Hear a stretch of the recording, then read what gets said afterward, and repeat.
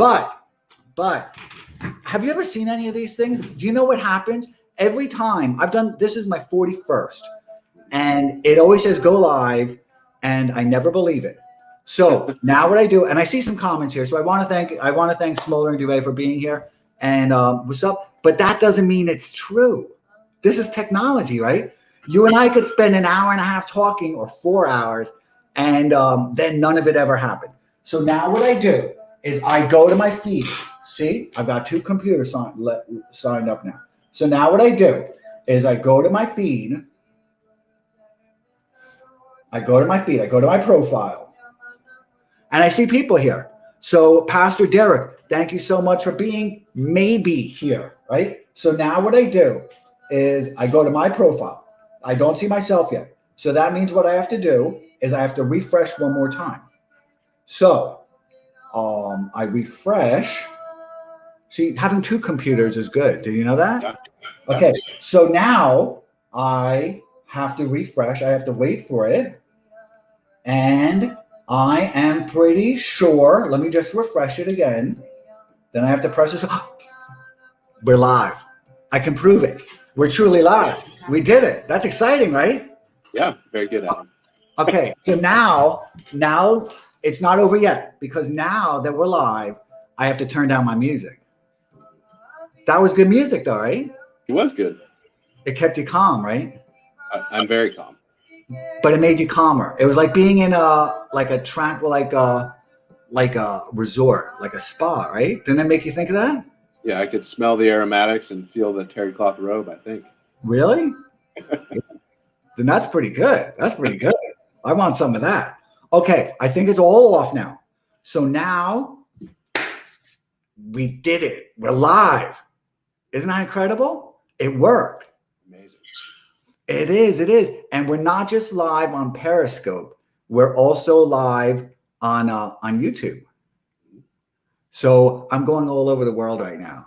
I want to be like the master of all medium type of thing. So I see Ben Johns is here, and I want to say hello. And I recognize that picture from when they used to be Simple Plevro. So I feel like I'm playing that game. What was it? Concentration or something, where you had to kind of match the pieces. I feel like that's a game show, and I got that one.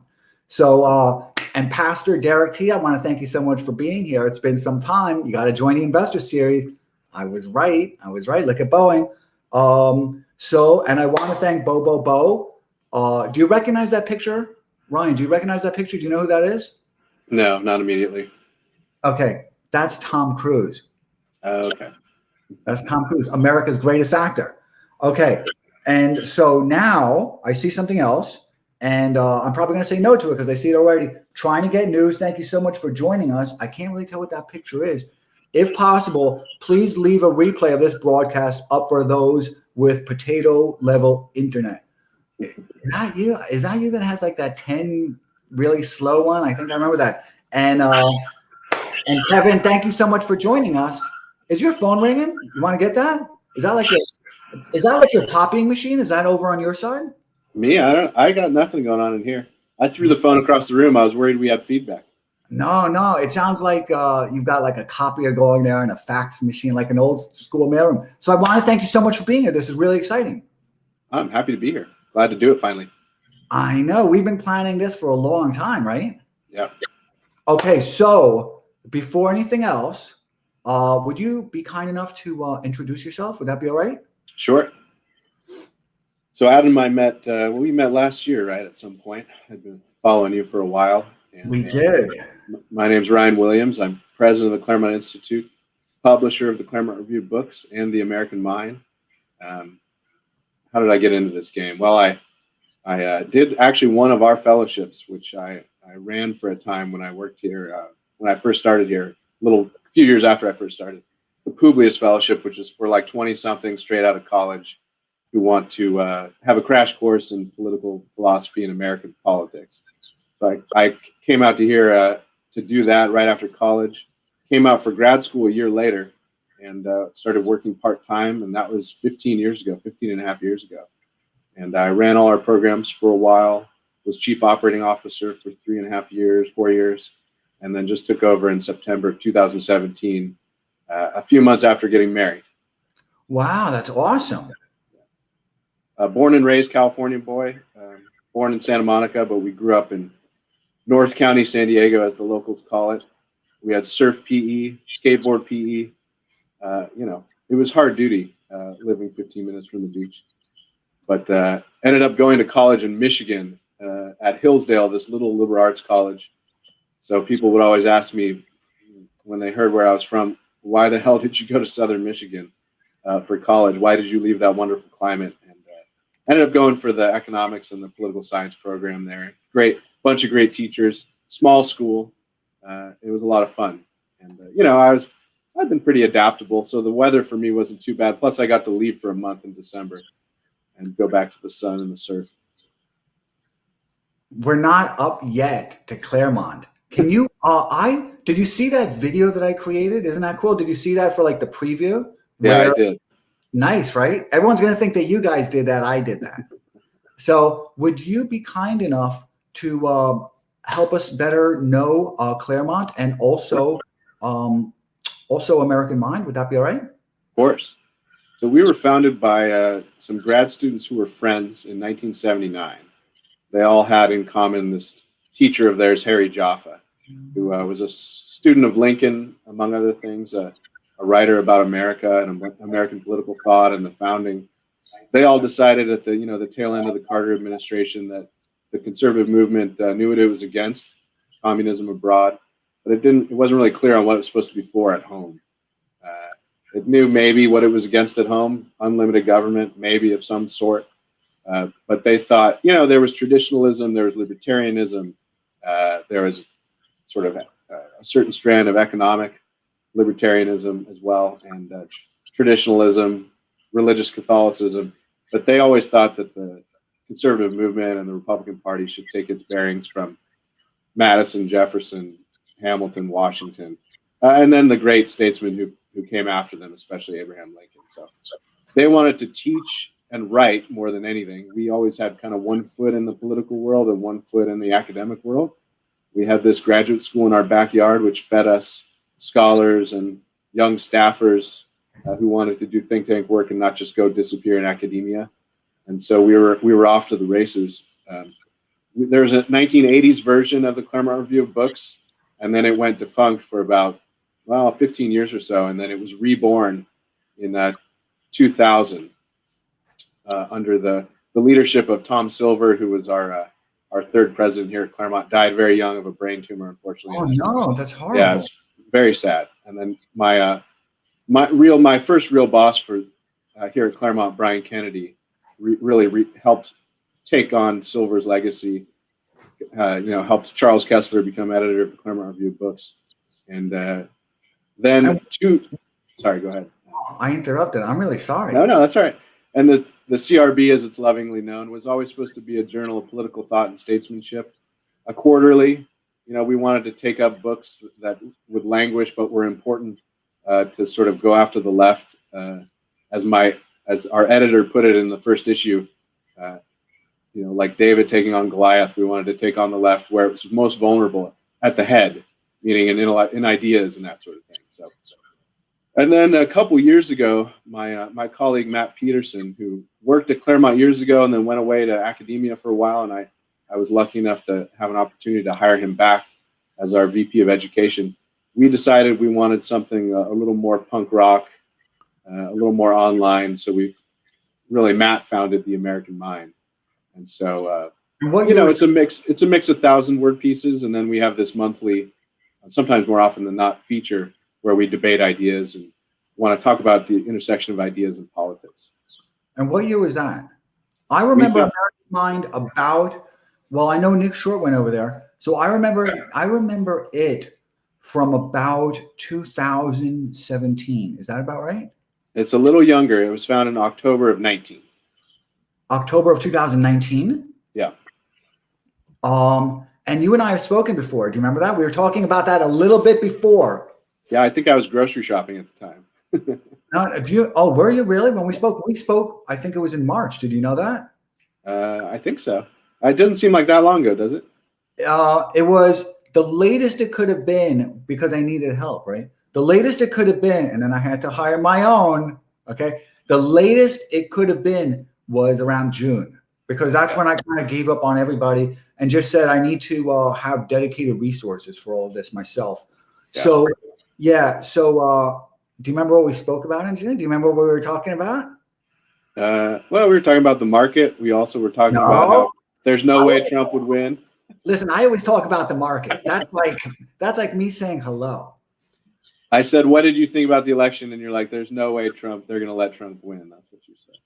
Do you know what broke your heart? I've had this conversation with Will Chamberlain, right? He and I spoke around July initially. I had it with Alum, and he and I spoke in June because I still have our direct messages. Mm-hmm. And I sent him that GIF of that woman saying no. You know that one, that famous one? And the one where she's screaming? Yeah. Yeah. And I said, don't let this be you. And then I did this with Ron Coleman. I've done it with so many people. Trump had no chance of winning, right? It's unfortunate. We'll talk about it. But I wanted to see people's emotional resiliency. So when I said it to you, I think I heard you gulp or something. I think I heard you kind of fall apart emotionally. Oh, come on. Fall apart? That's a bit extreme. I did, because you interrogated me a little bit about it. I remember there was a little bit of resistance, which makes sense. That was your resistance, but the elites were out. But do you remember why we were speaking? Do you remember what the agenda was? Well, we were talking about China also, and what you called the biggest rollover transfer of power in the history of human civilization, or something like that. No, I'm more elegant. Biggest roll up. Yeah. Yeah. Is that what did somebody type that?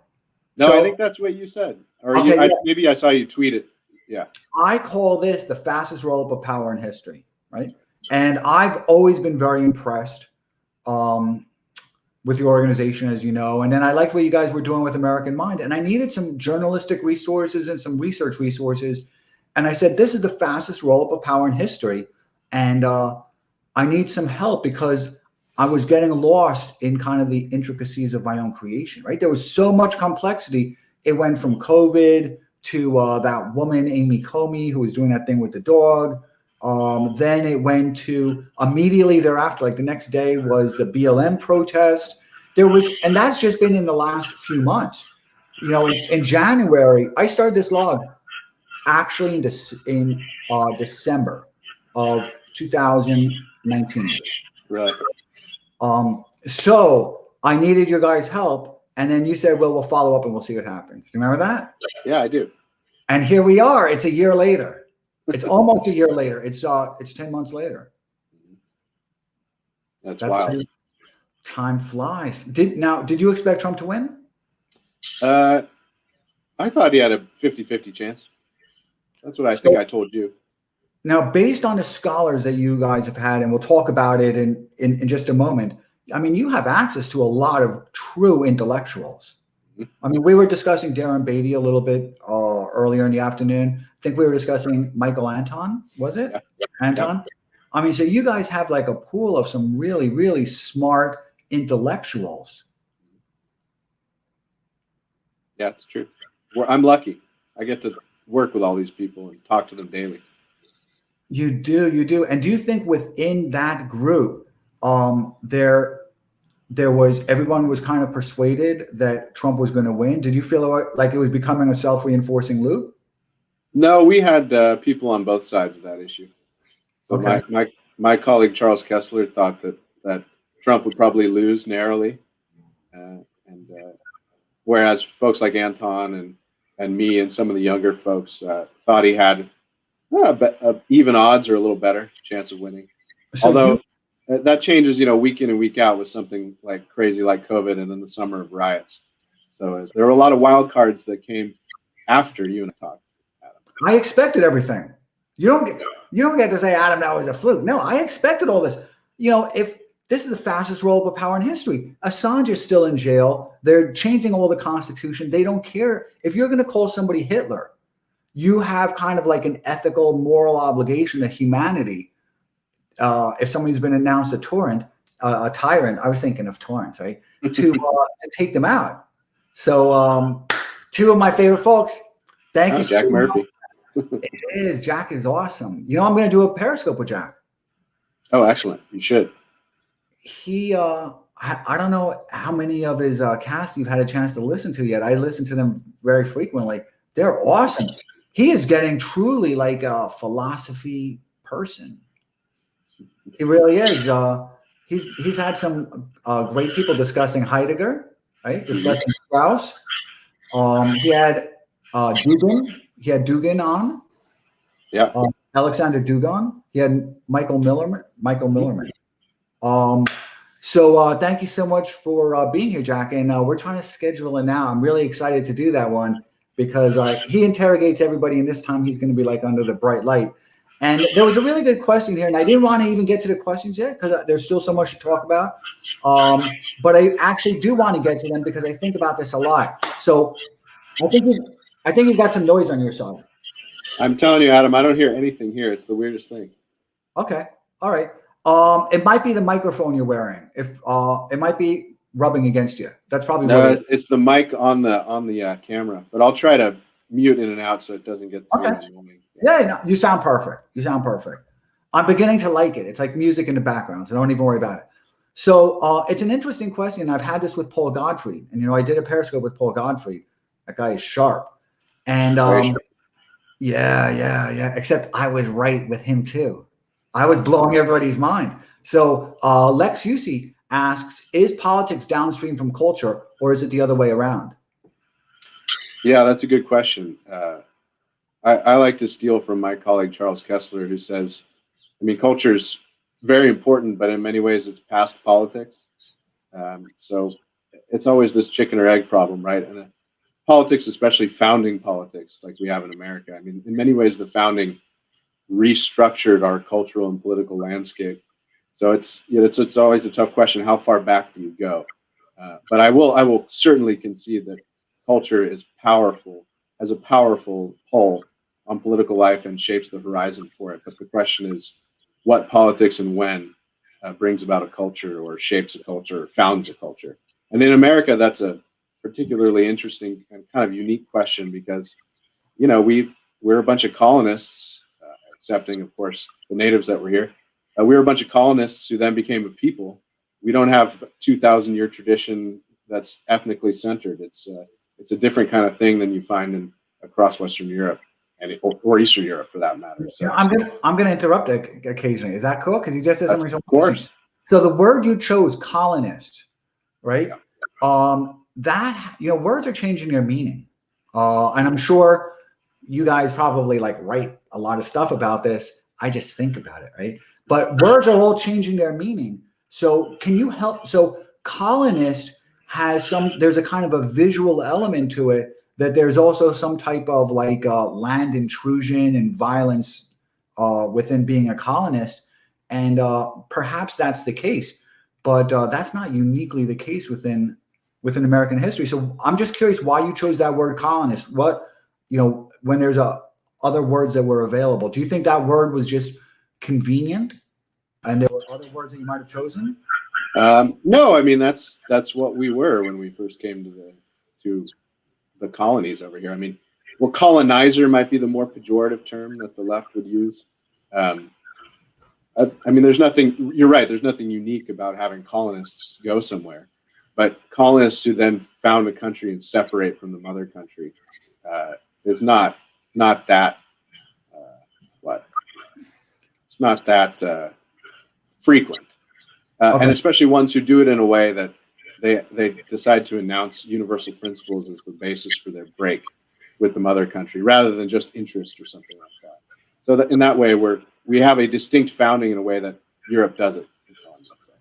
I really we can point at it, No, that's really helpful to me because I wanted to understand kind of the nuances of colonization and colonist, and you've really drawn that out. While they seem to kind of all collapse, all these words kind of collapse into the same thing.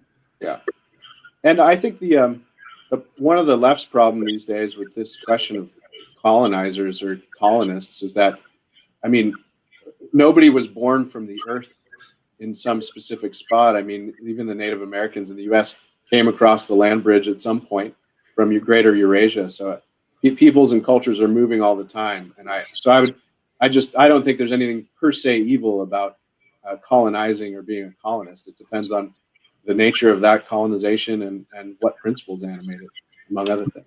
I still interrupted you, and I'm going to do it one more time. Is there any way when you hear that term and you understand kind of, there's a cinematic quality when you say colonization, right? Because, it's kind of, there's a barbarian type of quality to it, a Conan type of kind of element to it. So how would you kind of make a correction when someone's using that word so that you can get a little bit more precision out of it? Well, in America, at least North America, the Anglo colonists, not the Spanish, which were different. The Anglo colonists came, mostly to avoid, at first, to avoid religious persecution and to found a new religious community. And then as we went through the 17th century and into the 18th, and then led up to the American Revolution, they kind of transformed themselves in a way from a religious community merely, and one that wanted to base its government on certain principles. So their goal was never the exploitation of the native population as such, or the extraction of resources as such. Although exploitation happened, of course. I know the question I have for you. I've got a better question, and it's the same question, but I've worded it. I'm thinking about it a little bit better. So, what word, when you hear colonization, because again, these words don't mean anything anymore. So what word, when you hear that and it's being used by kind of as a weapon, right? Yeah.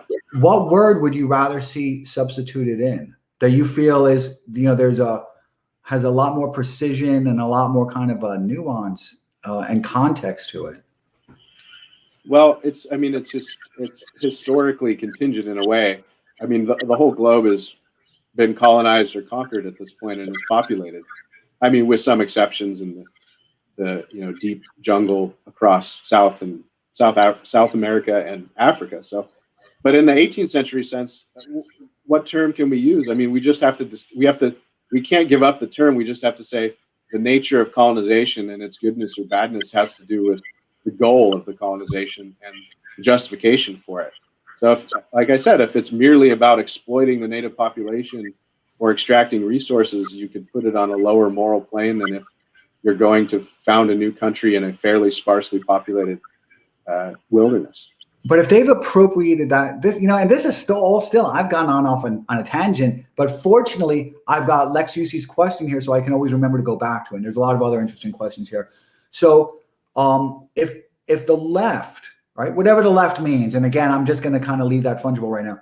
But if the left, right, uses that term, they've appropriated it in such a way that there's no way you can kind of reclaim it, right? So settler. How about a settler? I don't know. I'm asking you. Yeah, well, at a certain point, I don't think you can play language games with the left. You just have to reclaim terms.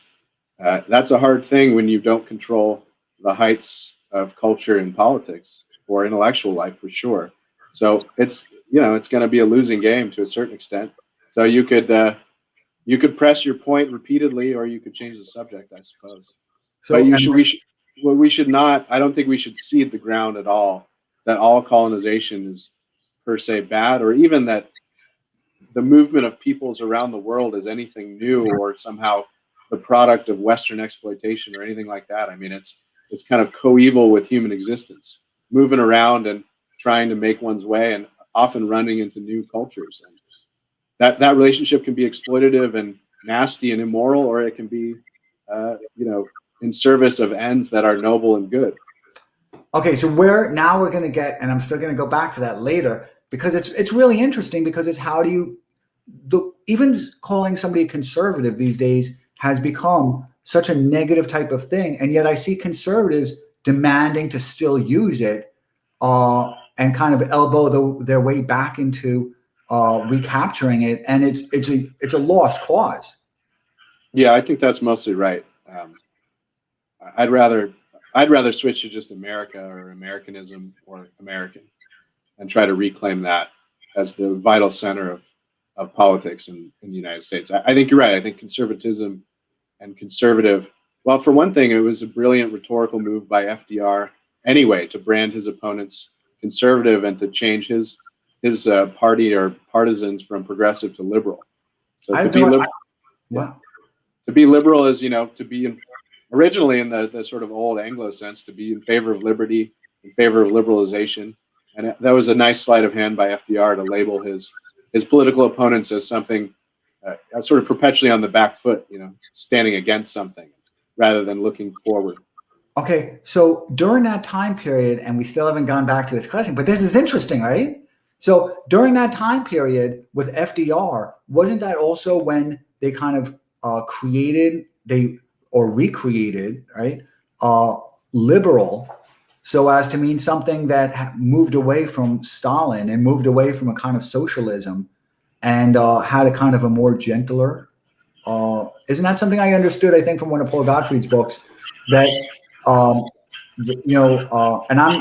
because he's not with us, I'm just going to completely mangle it, so feel free to correct me, but that in the 1930s, H.G. Wells, and there was like a whole syndicate of people that were, some of them were engaged in philosophizing about or making desirous eugenics or some other type of stuff.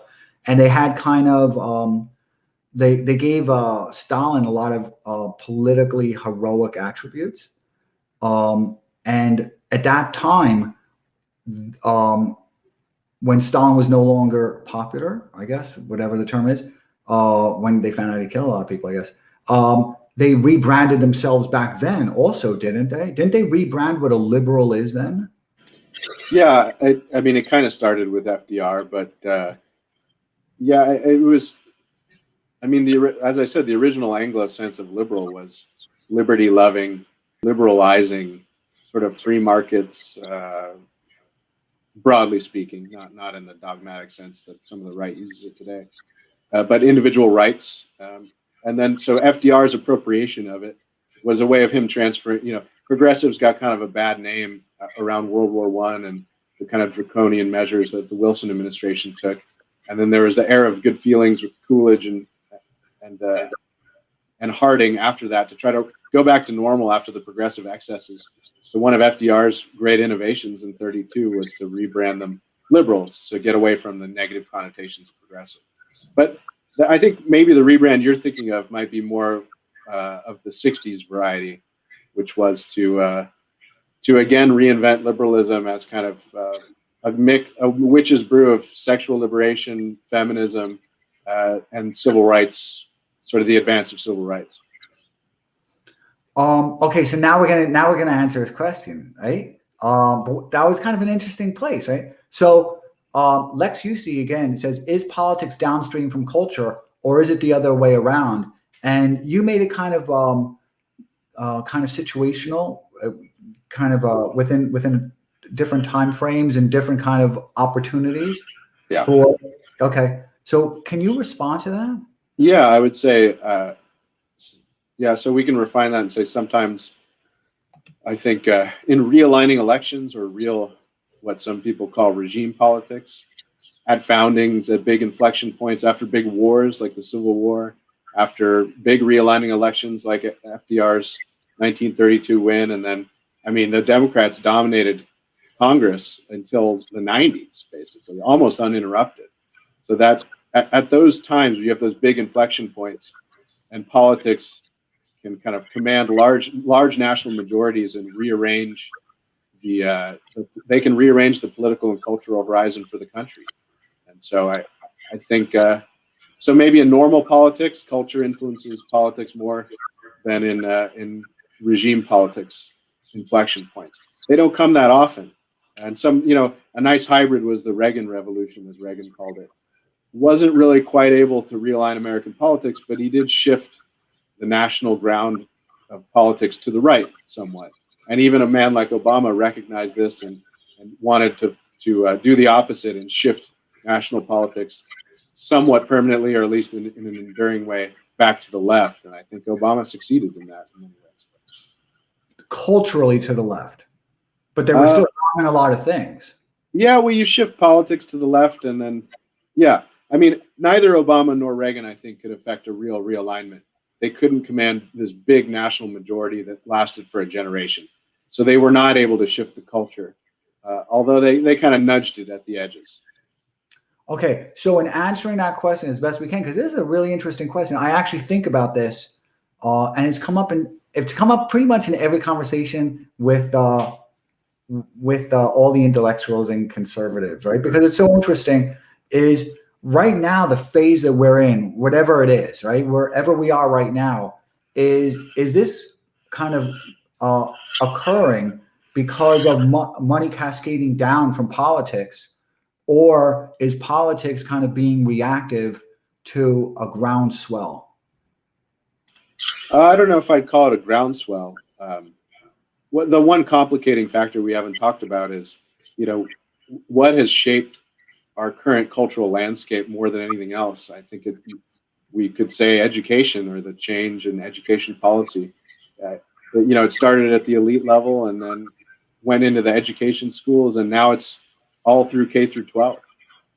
Was that a political change or a cultural change? Well, it was a lot of actors across the country acting pretty politically to change education policy and change intellectual the Overton window for what intellectual currents are accepted and what are taught. So is that culture or politics? I don't really know, but it's been a revolution and an evolution that started at least at mid-century, got aggressive in the late 60s, and I mean, I think it's sort of continued in a more or less straight line since. I've had this conversation with John Robb. Do you know John Robb? A little bit. I've started listening to him partly because of your interview with him and Jack Murphy's. Yeah, Jack Murphy and him. Well, Jack Murphy's like an expert at like 4D warfare. He spends a lot of time thinking about that. And that's John's thing also. And I think it's Michael Guerriman. I'm going to mispronounce the last name, but is also a really great guy. He's part of Liminal Order. And he also thinks a lot about 4D warfare. So I discuss it with them, but I'm kind of just intrigued by it. I'm just kind of really curious. I think that I'm very interested in, I think of the world right now as Blade Runner, and this is the prequel to it. So I'm just trying to kind of write the prequel to it. And I really enjoy that. So Pastor Derek T, thank you so much for joining us, says need more Reagan jelly bean conservatives. And then he says he totally made that up. But does that mean anything? Was that like, Reagan I hated Reagan, and I didn't even know why I hated Reagan. I was a New York liberal. I hated Reagan. I didn't know why. Yeah. Well, I mean, he was sort of a throwback to a previous era when you were a New York liberal. I mean, he's thoroughly a silent generation, or greatest, I can never remember. Greatest generation president in a time when the boomers were ascendant. So, my colleague Chris Caldwell has this great book called The Age of Entitlement: America Since the 60s. And he has a whole chapter on Reagan. And the leitmotif of the book is kind of the power of the boomer generation, just the sheer size of it, and how it shaped advertising and culture as it progressed. As the boomers were young, the culture was kind of a little more pro-sex and pro-drugs.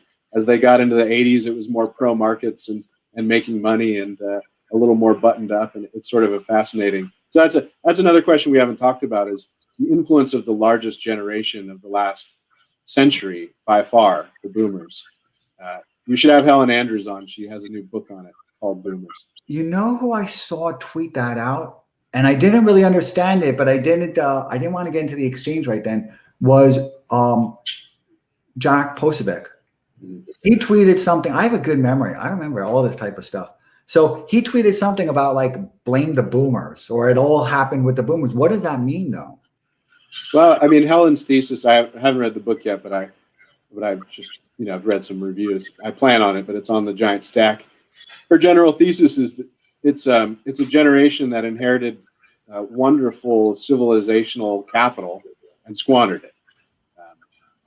A booming post-war America, strong families, fairly strong culture, a robust religion, and they just sort of drew down the civilizational capital of America through a mixture of solipsism and bad ideology, and have, among other things, bankrupted us.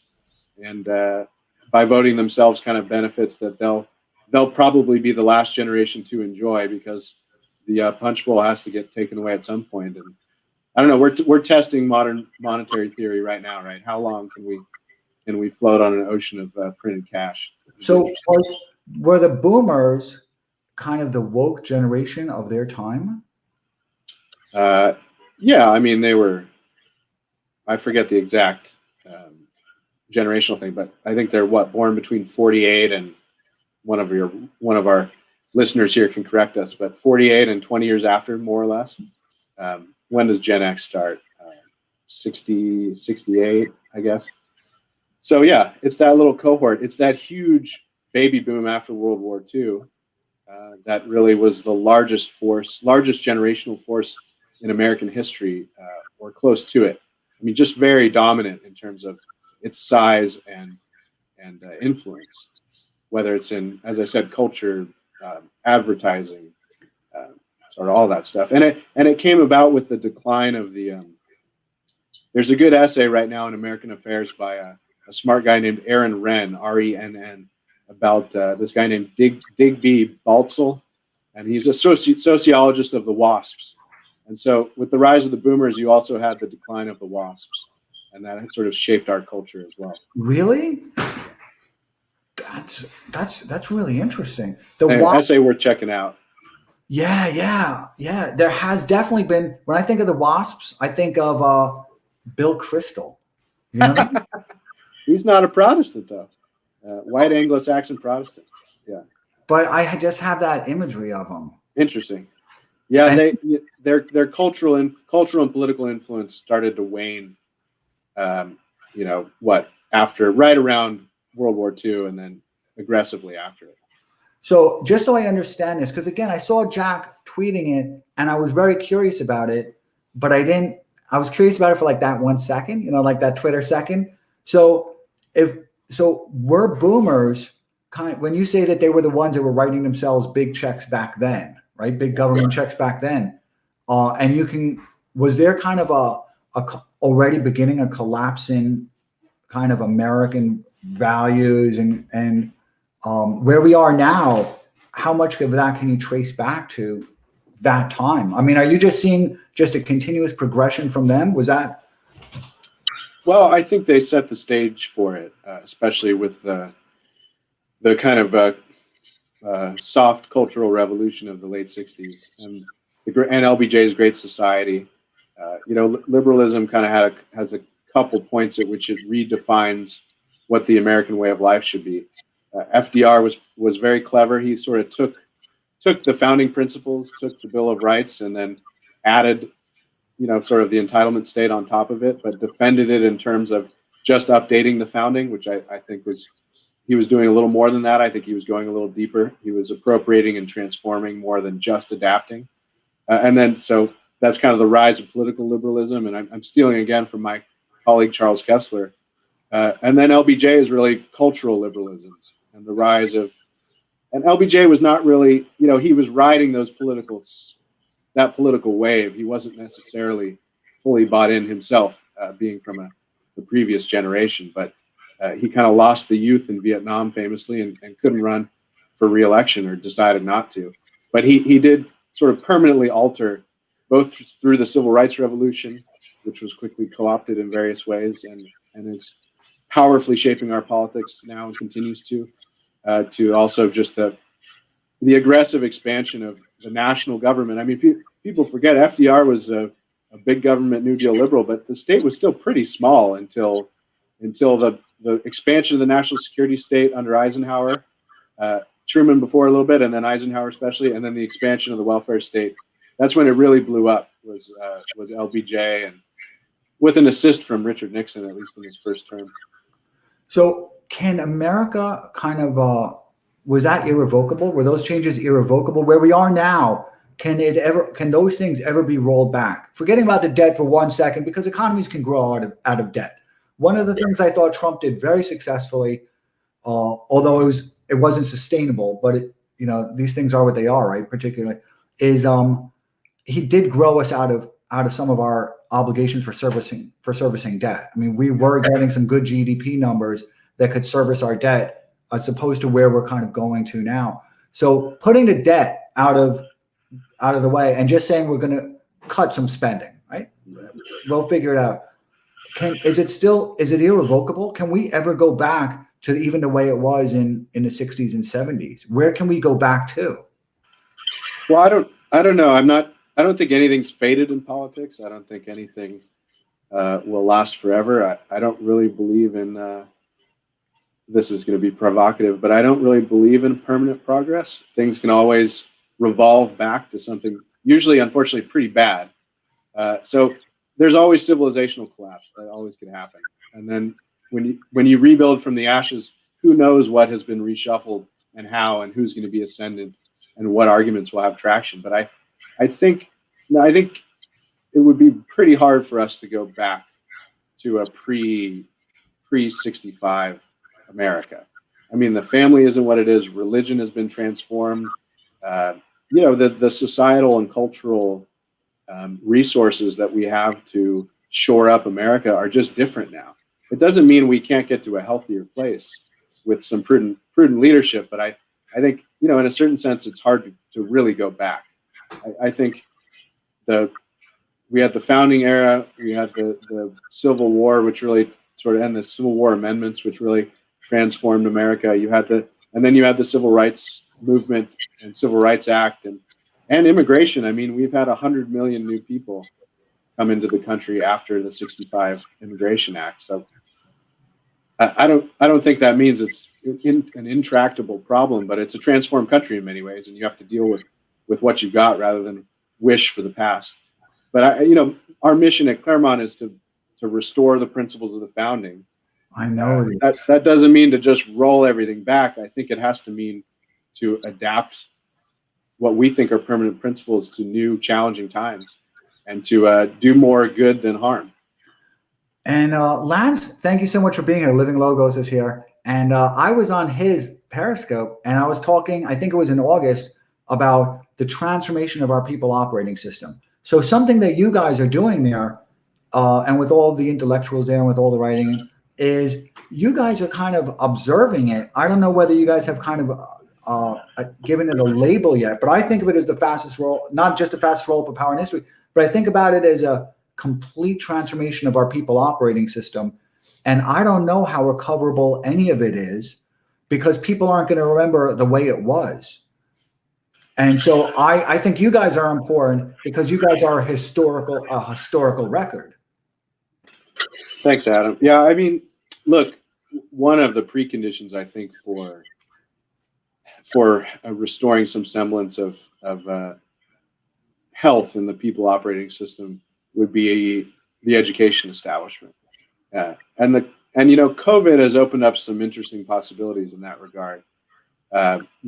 So on the right, if I were to advise anyone, I would say use COVID as much as you can to undermine the stranglehold that public sector, especially teachers unions, have on public education, to try to privatize it in some ways. And I don't mean that just in the sense of sending everyone to private school, but bringing it in the house. The rise of homeschooling and the de-enrollment of the last year from public school is pretty extraordinary. The rise of MOOCs and the possibility that online learning opens up, you could see you're not going to transform the public education system overnight, but you could open up a window for some more health and some more interesting opportunities as we go forward.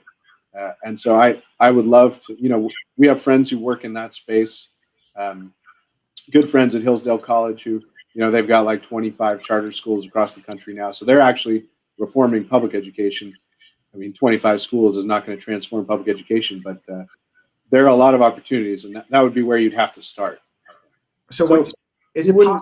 Yeah. I'm sorry. No. I was going to say, I don't know. You can't completely remake the people operating system, as you put it, overnight.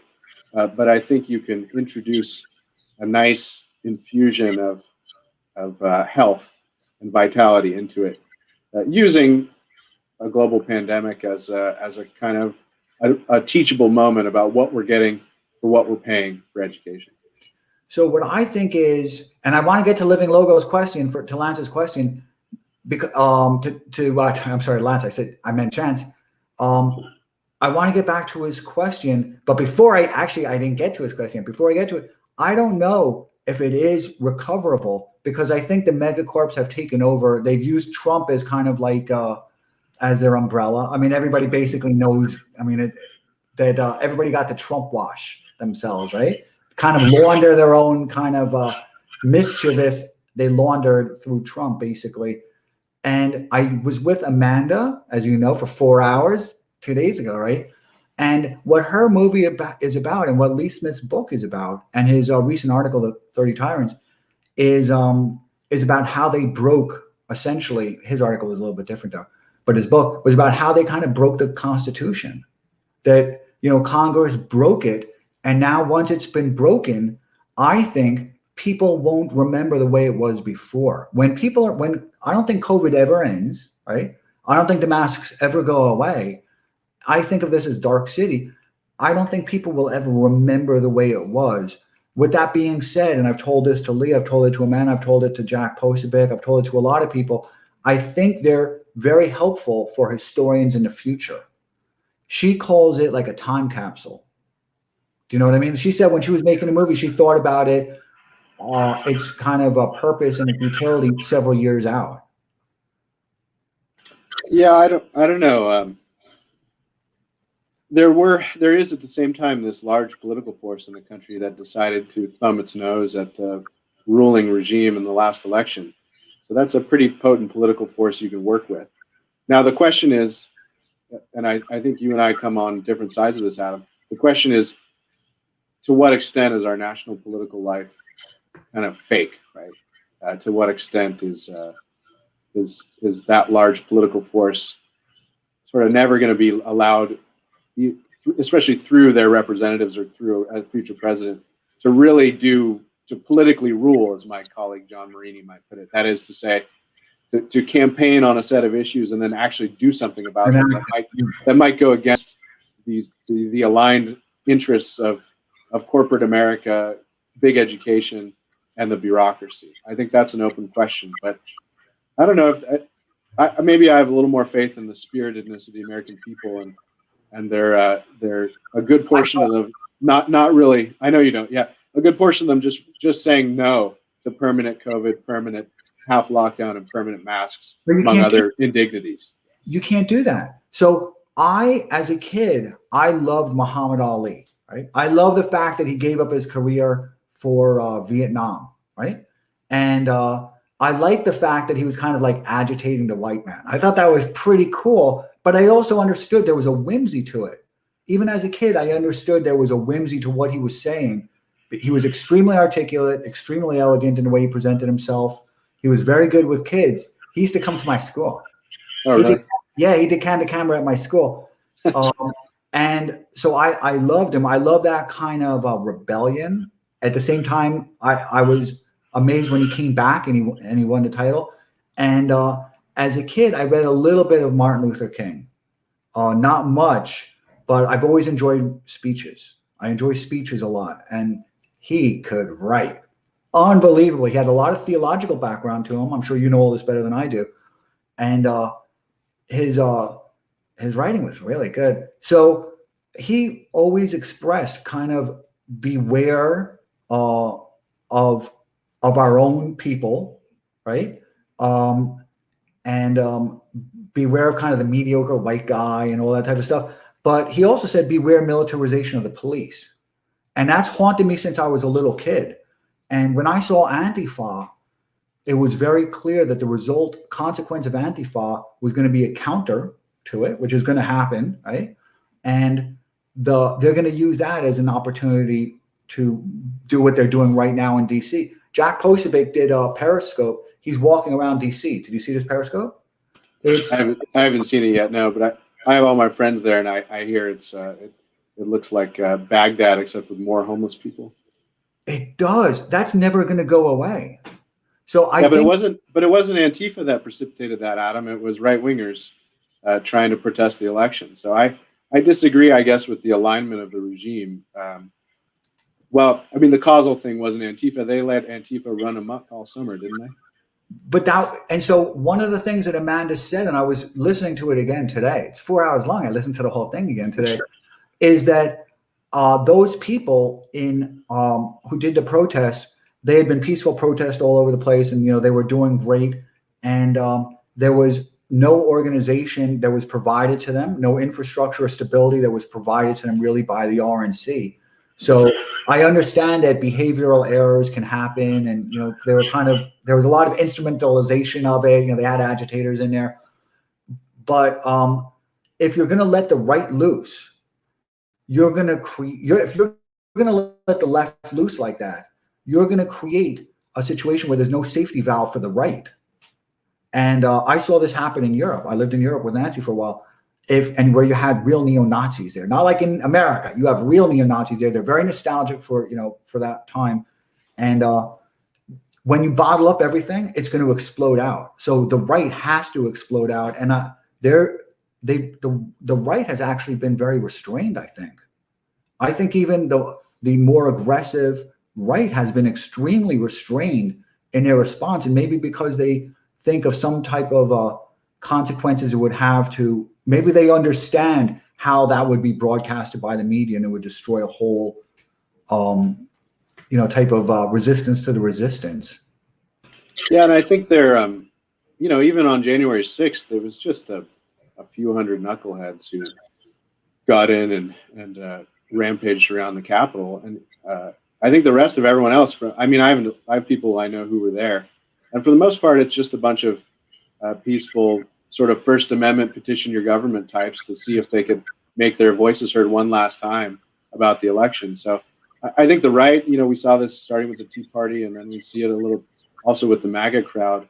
They're just a little more law abiding in that sense. They have not made the decision that they need to be true revolutionaries or street revolutionaries. So I think their conduct, you can see that. And they're really not participants in the activist industrial complex, right? Right. And they're not funded by it either. Yeah. They're not funded by it. So the activist industrial complex gets to recruit very quickly, right? They get to recruit right out of the colleges, and then they also get to recruit their moms who are teachers and retired teachers and union workers. And they get to broadcast their message. They've got all the technological infrastructure of Move On and everything else. So I don't think the militarization of the police ever goes back. And they're building up new fortresses now. So you've got to restore. How can you restore when people won't remember what was? Well, you have a window when people still haven't forgotten, and you can channel their indignation at what they see as a burgeoning security state in the United States. I mean, this has been going on for decades. As the militarization of the police started at least 50 years ago, at least. And it's it's been accelerated by prolonged wars and a bunch of military equipment that they all get at a discount as all the logistics come home. Of course, a lot of it gets left there too, but the military surplus just feeds down into the cops. So are you of the opinion? You're of the opinion that the Capitol will never be, the fencing will never come back. None of this is ever going to go back. I've thought about this really since Trump became president. I also have a log since Trump became president. I knew he was going to win in 2016. I knew he was going to lose in 2020. I knew they were going to cheat. And I knew basically everything that was going to happen. However, the day before the election, the movement for Trump was so strong. I can't even believe that they were just bringing in carts of votes. I mean, I knew there was going to be moral corruption and that the media was going to allow it. That part did surprise me though. But I saw that Amazon stock's gone from 400 to 3,500 during this term. So no, none of it's ever going to come back. You're just going to forget the way it was. That's what I think. So I think you guys are important also. And I've gone through a lot of your guys, writing. And I think Election Wizard was here. Wizard Predicts, and they've got a website, Election Wiz, who said that they subscribe to you guys, right? I think you guys are important because there's going to be a point in the future where people, the elites, and there's going to be a lot of elites, right? There's a lot of wealth being created, are going to want to look back. And they're going to want to see what happened. And so I don't think you're just creating a time capsule. I think you're giving also some points of reference because there is going to be a need to kind of come back to something where we have chaos now.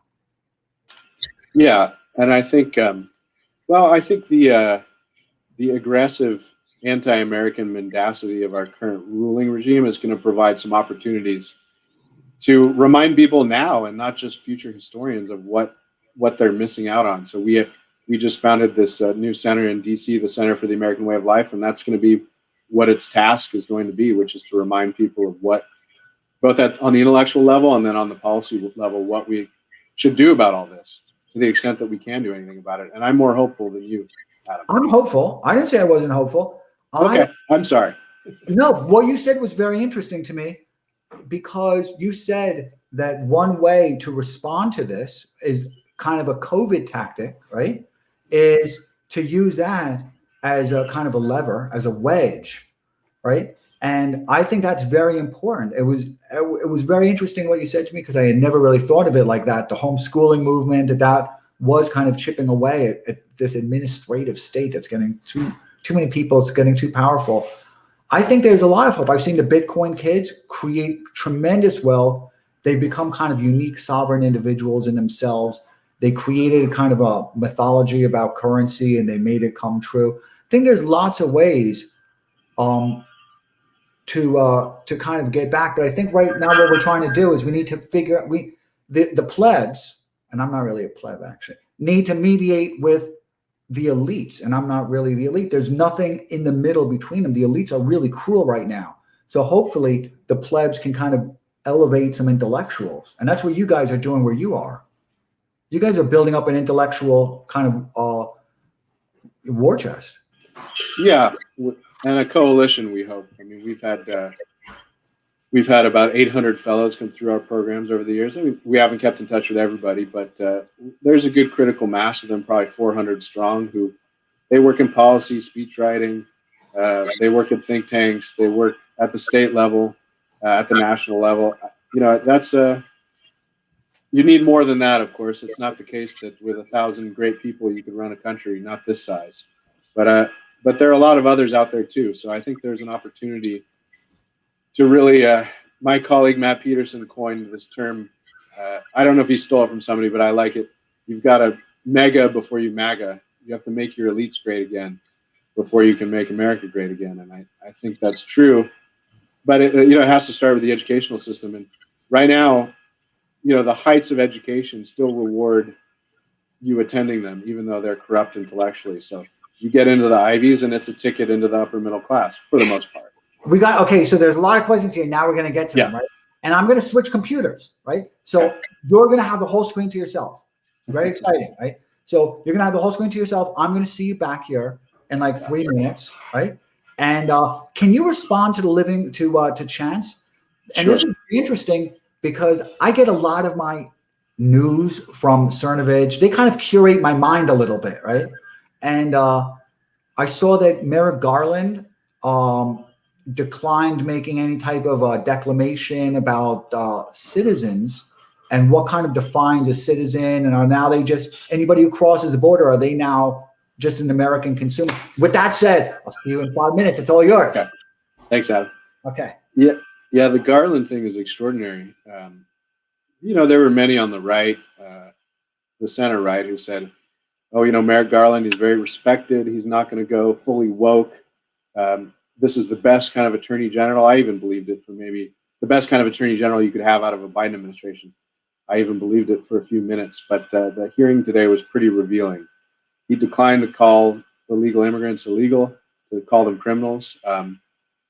He declined to make any comparison between Antifa and the January 6th riots. So it's when Antifa and BLM burned down a precinct, it's a protest gone a little too far.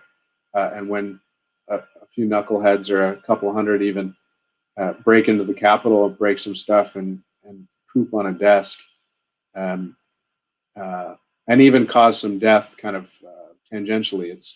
We all found out that Officer Sicknick, as far as we know, was not beat to death with a fire extinguisher, but died of some sort of medical condition. It's all tragic, of course, but those people are terrorists, according to the hearing today and according to Merrick Garland's treatment of these two groups. So, but I do want to answer, and that's really disheartening, to say the least, that a man, I think it's pretty revealing that a man like Garland, who's considered to be completely above board, and not in a James Comey sort of way, but in a, Supreme Court material sort of way, unimpeachable, integrity, et cetera, conducts a hearing like that. You can see who is in real control of the levers of government and who's exerting influence on the channels of respectable opinion on the left and for the modern Democratic Party. Living Logos asked, do you suppose America could be better viewed as an economy rather than a country? No, I think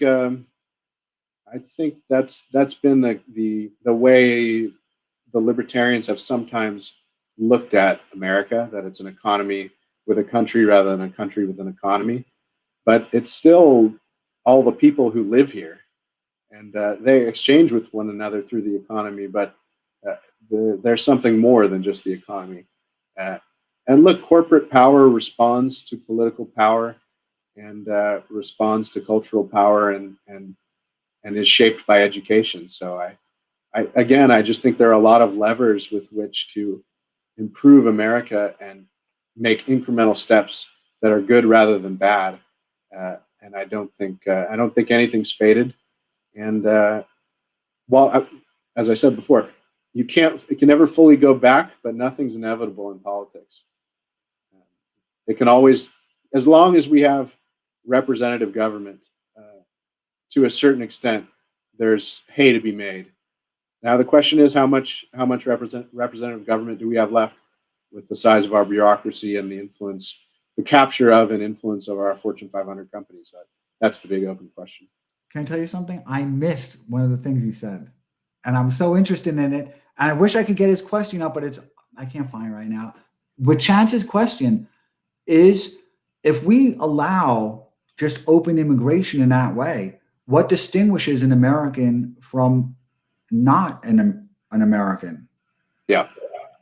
You have a compounded problem, right? You have the libertarians, or a certain portion of the libertarians on the left, are in agreement, or seem to be in agreement, which is, it doesn't matter who you bring into this country from whatever cultural or political traditions, the place will kind of stay not necessarily the same, but the influence on the new citizens you bring in is not going to be so much as to change the place. Do you think they really believe that? So do you think the left, and I've got my own answer for this, I'm curious, do you think the left, for the most part, and I'm kind of liberal, right? I live in the city, and everybody knows I'm a Democrat. I know everybody. I've funded everybody. Everybody knows that, right?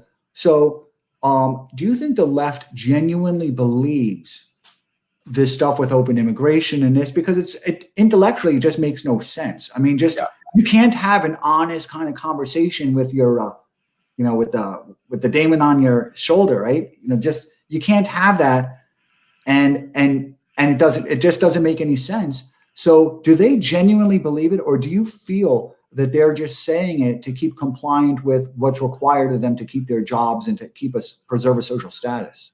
I think it's probably mixed. I think there's a good portion of especially the activist left, that knows full well what they're up to. They're importing a bunch of new constituents and Democratic voters, and they like it that way. That's been the transformation of our immigration policies from 65, with some exceptions. I know one of the top people, and I just can't say anything. And they're, a friend of Nancy and mine. We've gone out for dinner many times. Nancy, I'm thinking of who I'm thinking of. And that person said that it's a war. That this is, and we have very honest conversations, right? Yeah. They think of it as a war. They know that populating is a tactic of war. Oh yeah. I don't think it's just to get votes. I think they genuinely see this as a great lever for destruction. Yeah, I think so. They're recolonizing America, to bring up that term that we opened with, in a way, and I think a lot of them are conscious about it. I think there's also a bunch of just well-meaning liberals who think you can't exclude anyone without being a racist. So you've got to let in, especially what they perceive to be. I have family members who think this, right? They perceive to be the parts of the world that somehow the West has exploited, So we're now obligated to take immigrants from those parts of the world. But do we? Almost Okay. Yeah. So Oh, no.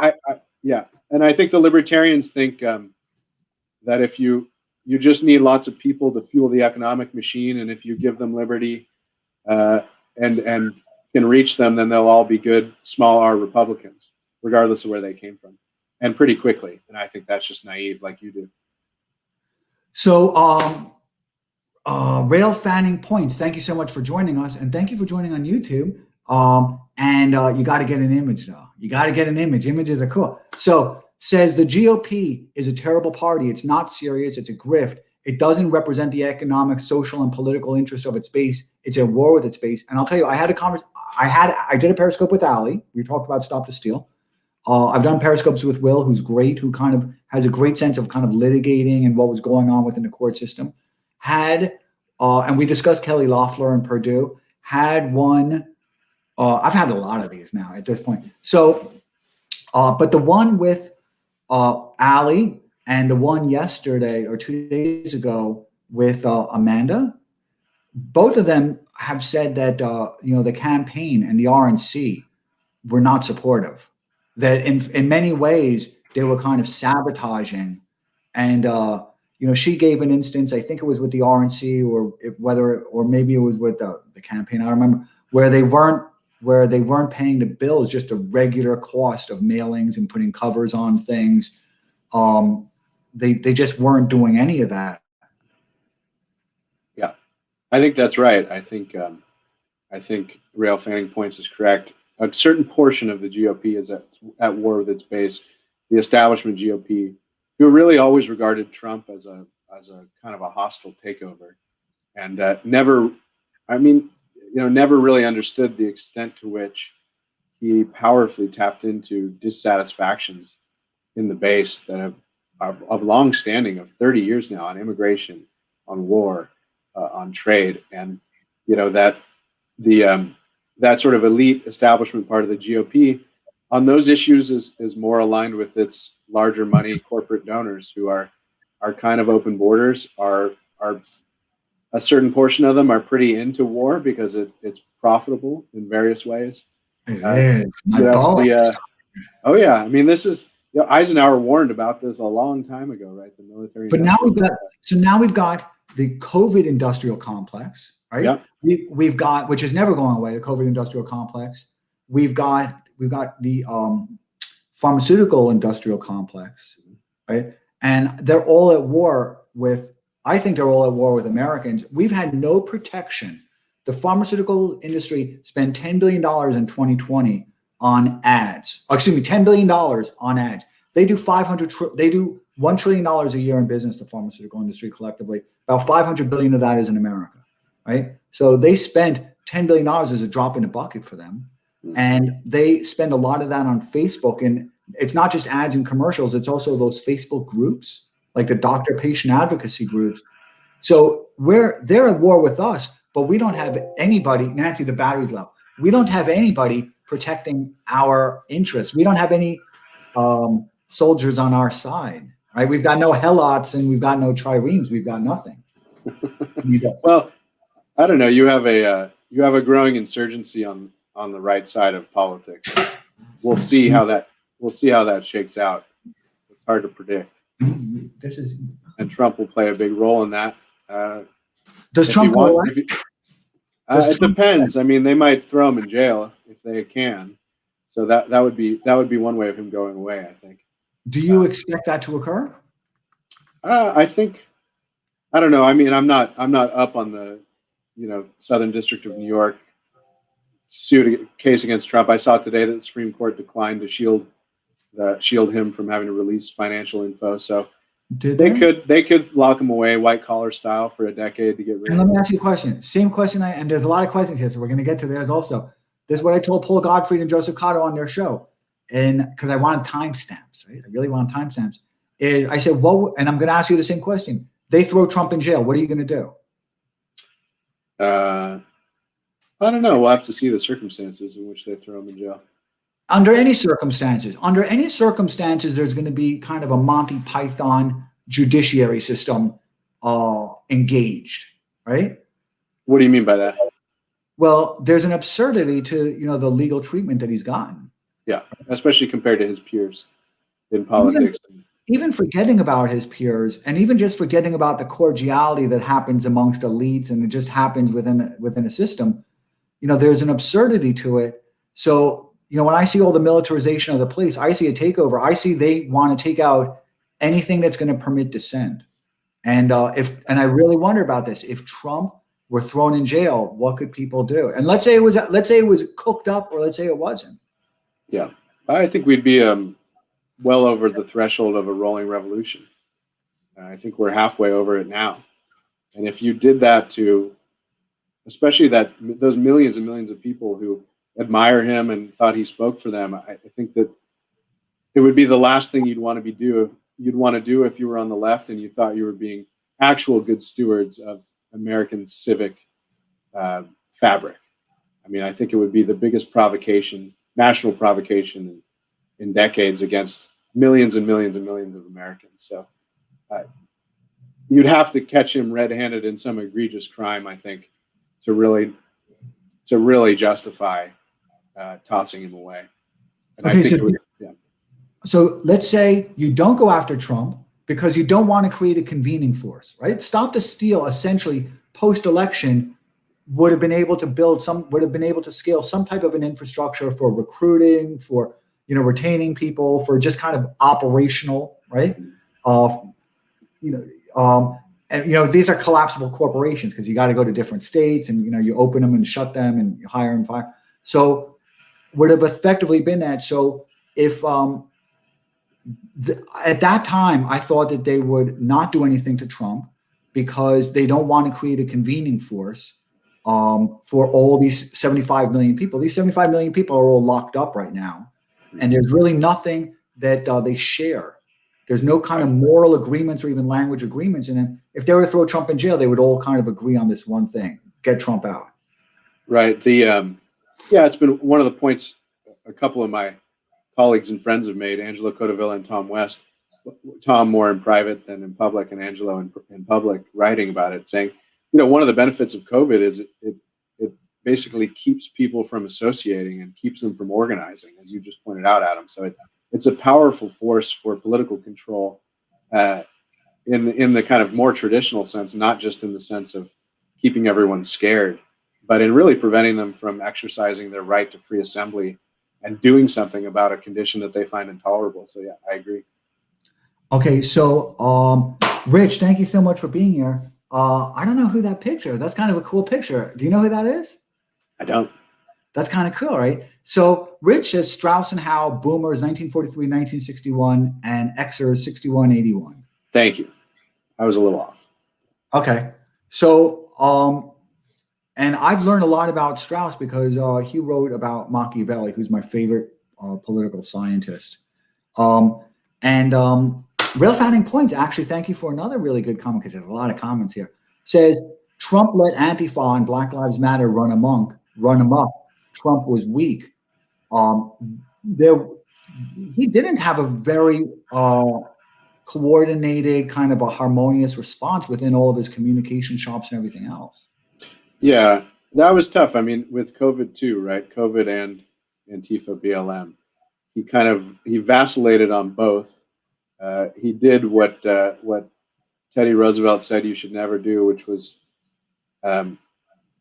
marry the the impetuous tongue with the unready hand. It leads people to hold you in some contempt. So what was that?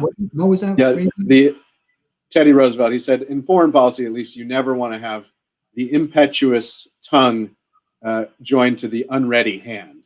So you don't want to talk a big game and not do anything about it. And unfortunately, look, I mean, I understand on Antifa and BLM, we all remember, I mean, you had was it in Seattle, right? You had some federal forces who'd go around in unmarked vehicles to scoop people up because they didn't want to cause another riot on top of the riot when people saw cops.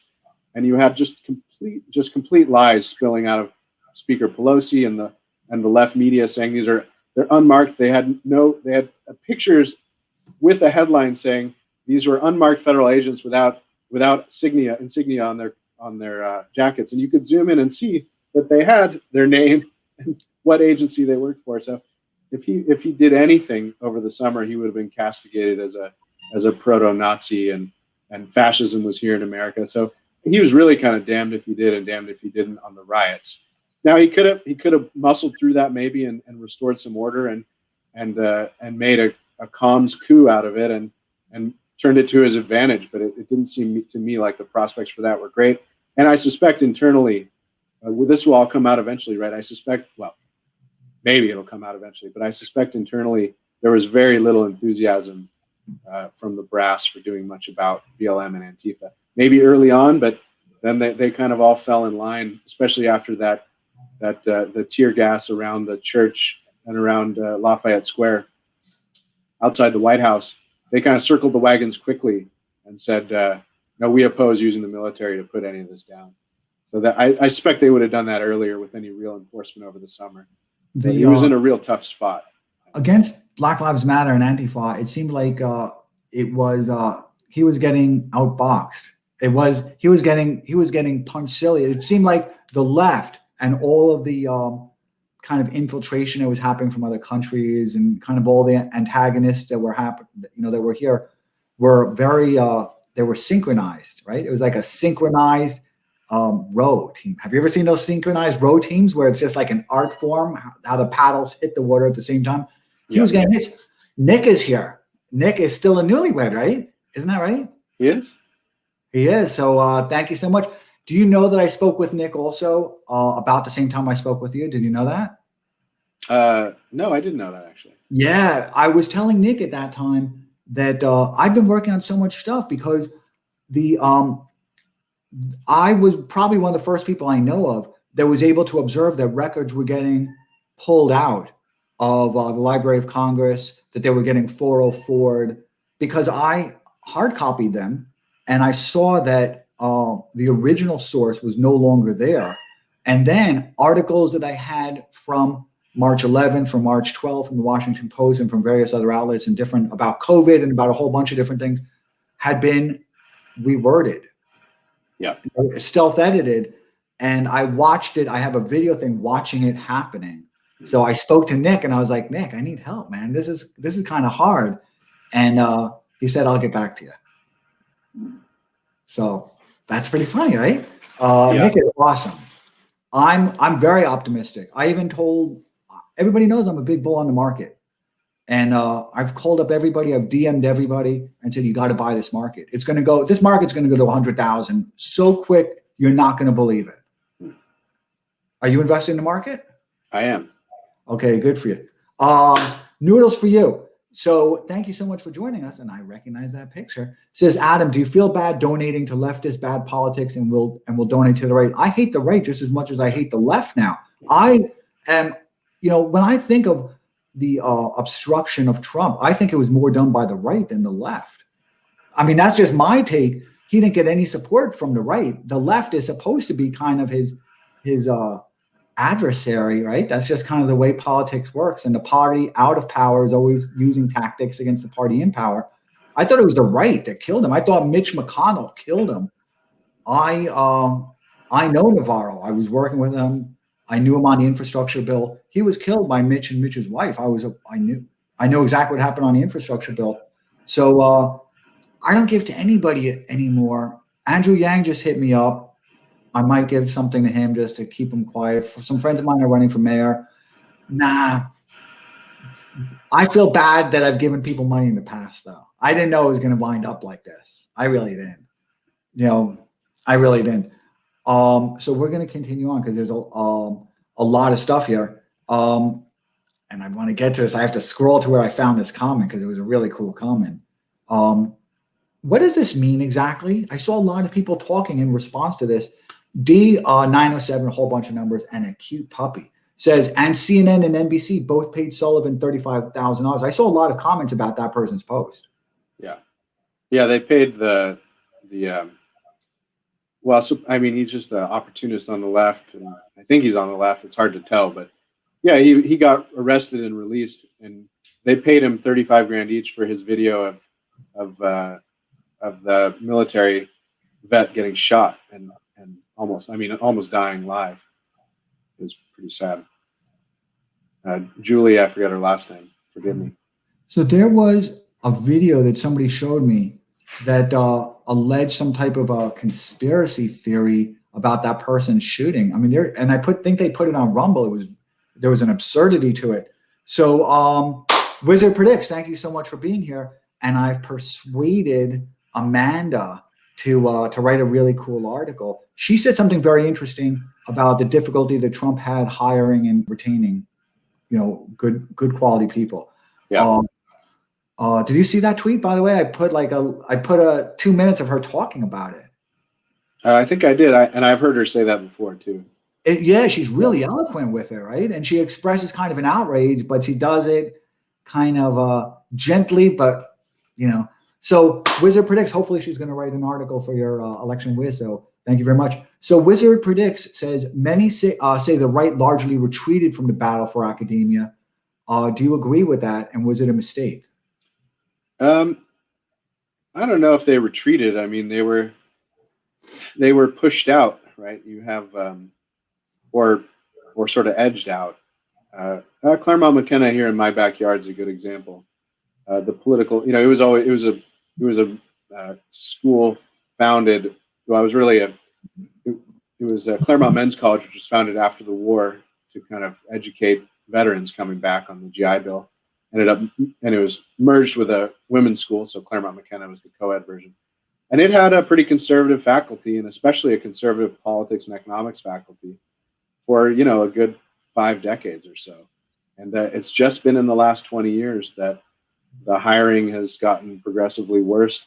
What happens is the right-thinking folks in a given department kind of lose the voting edge in hiring, and then it becomes a slow ratchet to the left. And that's influenced by the general move left in academia since the 60s. So you may be hiring, somewhat conventional, prestigious PhDs who might not be that political at first glance, but they've just been shaped by an academy that has gotten more and more left wing. So the ballast has shifted left in the academy, and the hiring has followed with it. I think a lot of conservative professors and even well-meaning kind of old school liberals have been naive about the war, the cultural and political war being waged in this country, and have failed to play for keeps sometimes, and have been a little too un-Machiavellian in how they go about personnel matters in academia. And personnel is everything in academia. And then also you've had the explosion of administrators in academia, which exert their own kind of political pull. I mean, in many ways, the waning years of Obama, when the campus stuff really got crazy, and then in the Trump years, it was often administrators allied with the wokest left students agitating to manipulate the faculty. And that's a new sort of thing. I mean, in the 60s and 70s, there weren't many administrators. The faculty wanted to keep firm control over their hiring decisions and their curriculum decisions. And there were still, a bunch of honest liberals who would be appalled by the average kind of aggressive woke insanity going on in the humanities departments and elsewhere today. So do you think, and I'm going to get to Rising Serpent because they asked a really interesting question, or maybe it was me that asked it. Either way, I remember they were there for it. So about an investor series I did, and one of them was about Space Force, and the person who we had, Dennis Wingo, was saying how the kids we're producing are just idiots. He didn't say it. That's my word, right? But he said that they're not getting trained for the jobs that he needs. He's in Space Force. He's got a big company. He knows everybody, right? And then right now, there's still a reservoir of talent for him to go to, but it's already getting very thin. And he doesn't see America replenishing that because our education system has been so bad. So one of the things we discussed was Amazon and Uber, and Uber sucks, right? I don't care. In any event, but Amazon and SpaceX and kind of the behemoths building up their own university system, and the good kids go to that system, right? Amazon University. Everybody's going to want their kid to go to Amazon University, and the plebs go to Harvard or some the high level plebs go to a Harvard, which because it has a prestige, and then it kind of scales down. Yeah. Do you think that's going to be a solution that we can kind of repopulate, these skills and kind of the intelligence and within an Amazon university? I suppose it's possible. I mean, it seems to me there'd be a real market opportunity if none of these schools can produce the quality of person that one needs to run a modern technology company. And technology, of course, is going to sweep over a lot of industries as computing power gets better and AI gets better. So I suppose it's possible. The question is, where then do you have real liberal education in the old sense, which originally was supposed to shape people, especially in America? Thomas Jefferson's version of it was supposed to shape people for prudent rule and prudent stewardship of the country's politics. That still needs to be done, and if it's only being done at a few places, it's not going to cut it, and our elites are going to continue to decline intellectually and morally, and that's a real problem for any country. Where do you see kind of the next wave of elites and people coming from? I mean, do you see them coming from China, or where do you see kind of the elites kind of emerging from? Do you see a collapse within European elites too? I don't know Europe as well. My colleague Chris Caldwell is the expert, but yeah, I think you have a similar problem. I mean, the problem in Europe is it's in a couple of generations it's going to be substantially more Islamic, so that's a cultural problem they have to deal with. And yeah, I don't know. There's always going to be a core of high IQ people in any country. The question is it enough to run the place adequately and staff its businesses adequately? That's a real open question. So if you can't do that, you've got to import them, and that'll transform your regime pretty quickly. We have a lot. Have you ever read a gender studies? Have you ever read an autoethnography in women's and queer studies? That's what I read. I read autoethnography, and it was a person going for a PhD in women's and queer studies. Did you ever read one? I've read titles and abstracts, but that's about as far as you need to get.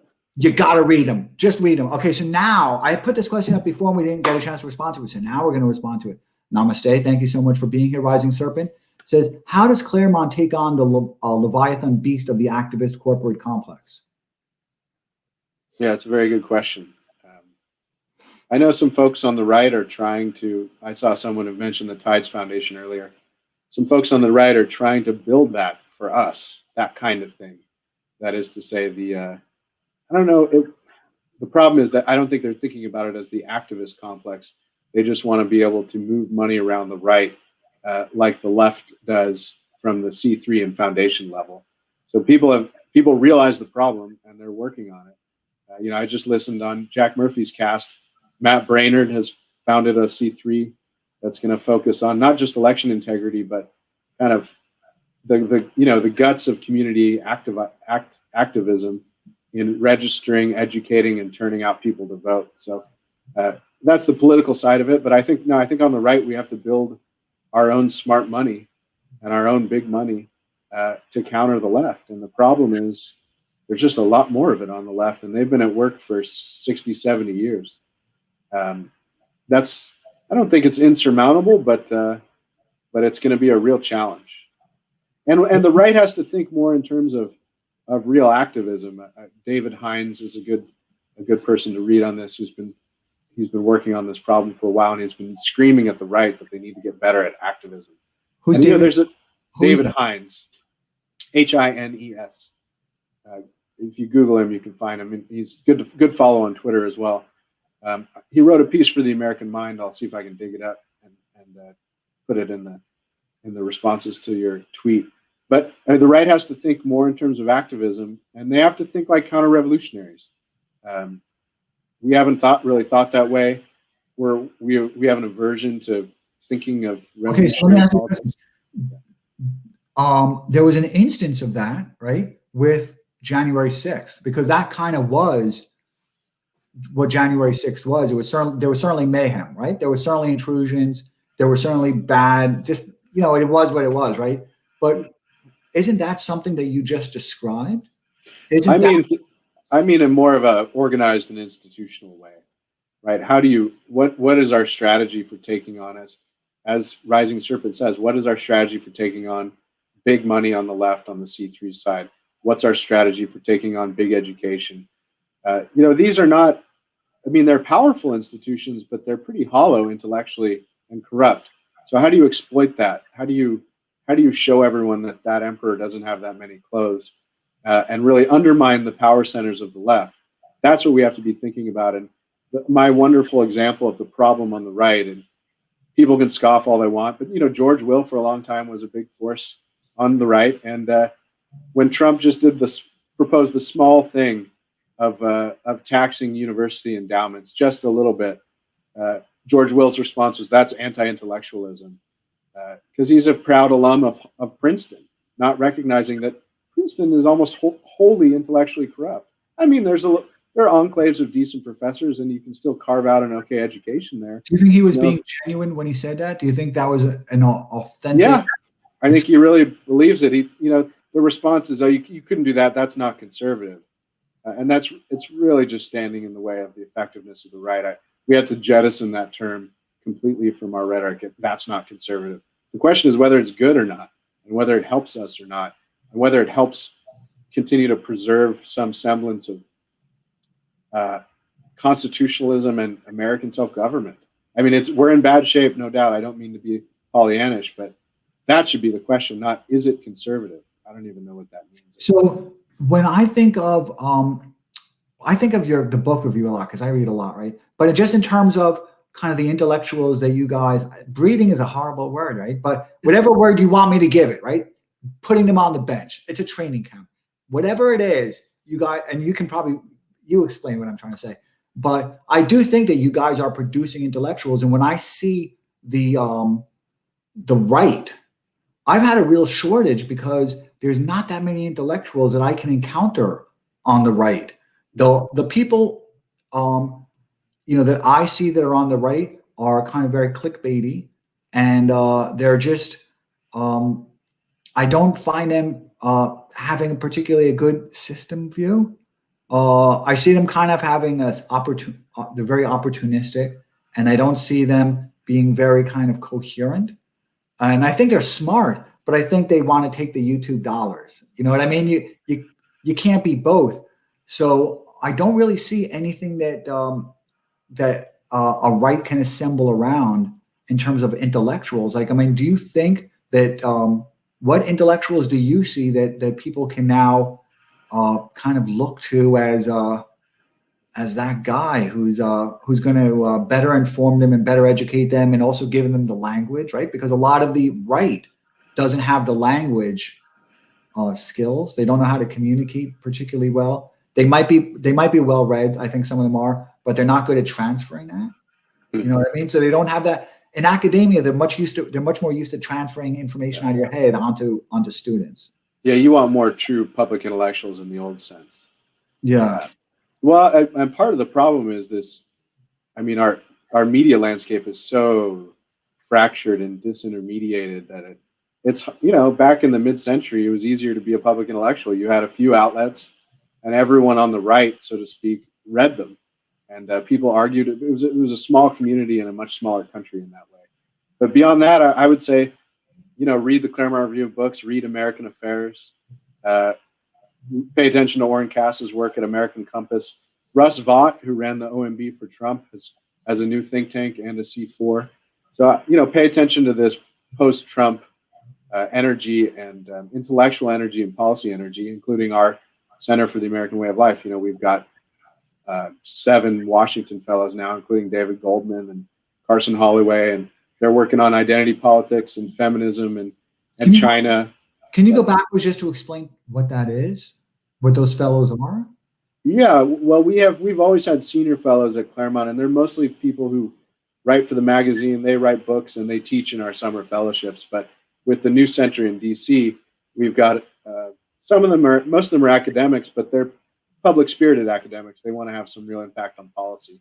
So they're going to be writing about the battle of ideas in a sort of public way, not just for academic publications, on things like feminism, identity politics, immigration and citizenship, the problem of China, reshoring manufacturing. That's what David Goldman's working on. So we're trying to take this basket of policies that Trump tapped into and give them real intellectual substance, continue to work through them, continue to try to figure out where the left wants to take us and what ways we can fight against that.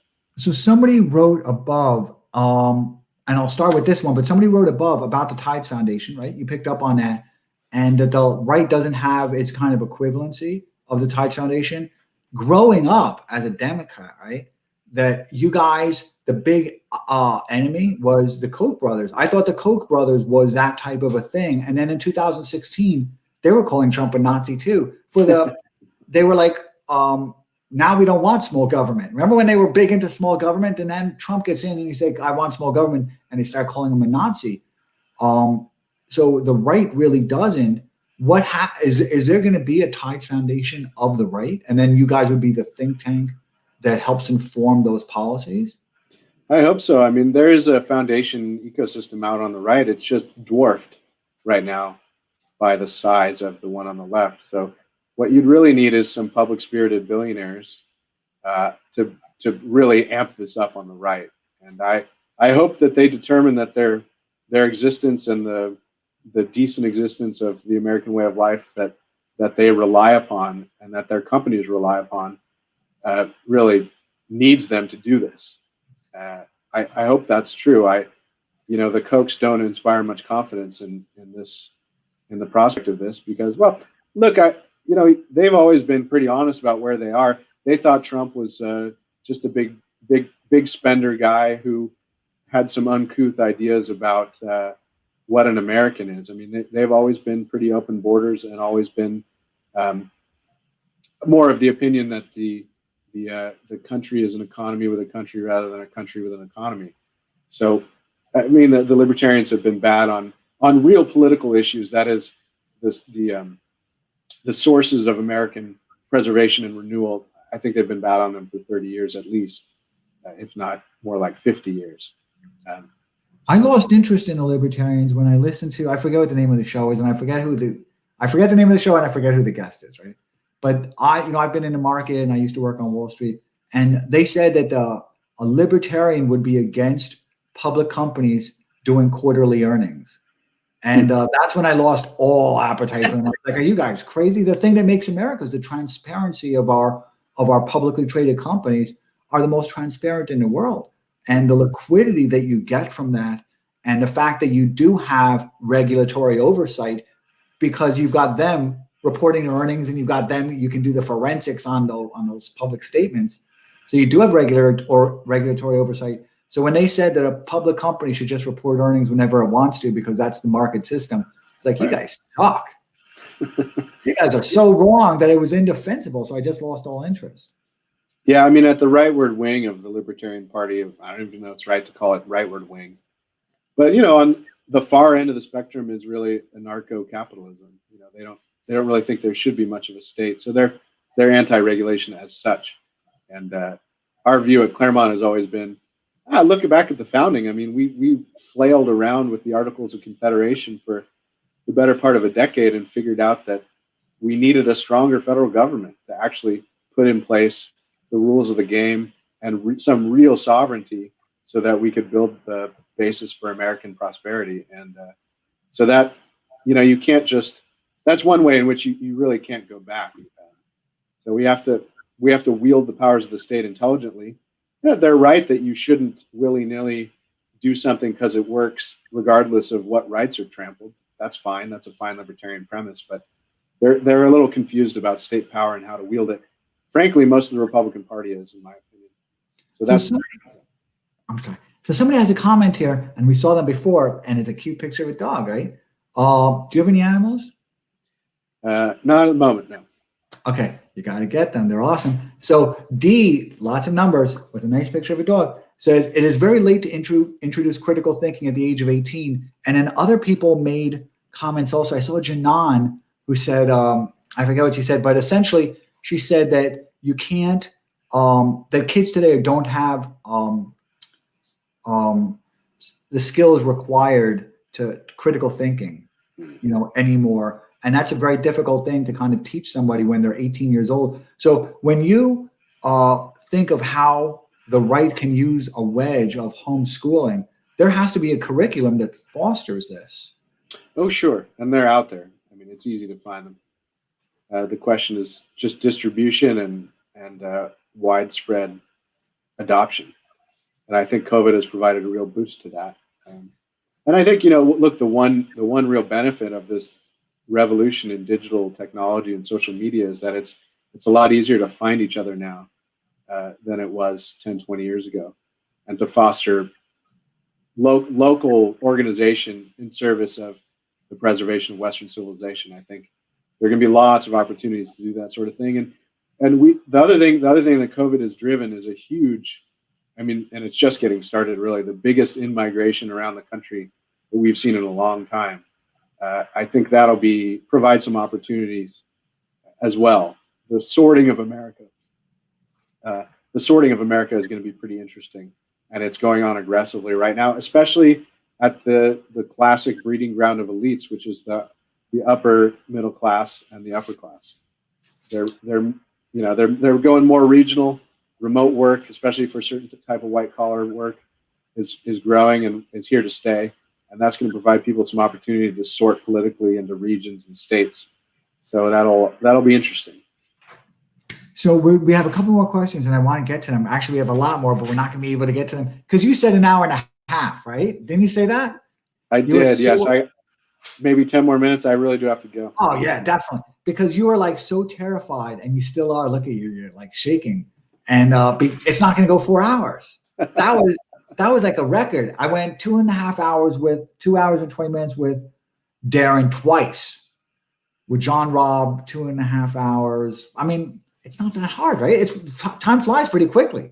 Yeah. And this is a point that Chuck, who I did a Periscope with, has made before, and he thinks a lot about this, and he goes by empathy. He uses frequently in his Twitter profile, he uses empathy. And he's discussed this before, that critical thinking requires agency, and that's tough in schools that are in total lockdowns. And then he adds that there was also lockdowns occurring on, even prior to COVID with the gun lockdowns. I suppose. Were that many schools locked down because of guns? I don't know. I don't know how widespread that was, but it's a good point. The COVID, I think, is a much bigger problem.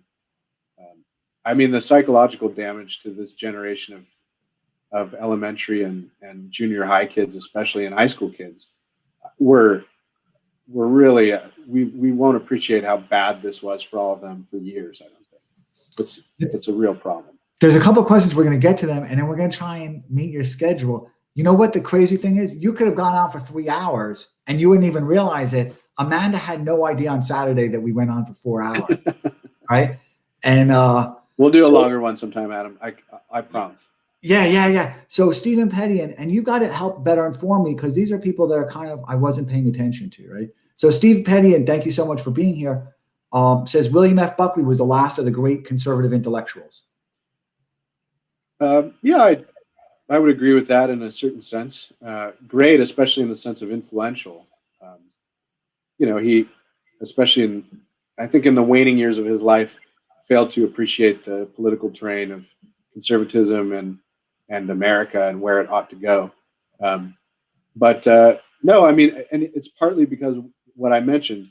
He founded a magazine in the 1950s, National Review, that really became the thing one had to read. There were a few others that were a little older, but that was a different era. Almost a different universe compared to now, where one magazine could exert really powerful influence on a whole political movement or a whole branch of a political movement. We just don't have that anymore. And I think now you kind of need the charismatic, and Buckley was that. He was entertaining. He was sort of charismatic in his waspy mid-Atlantic accent sort of way. He was a character.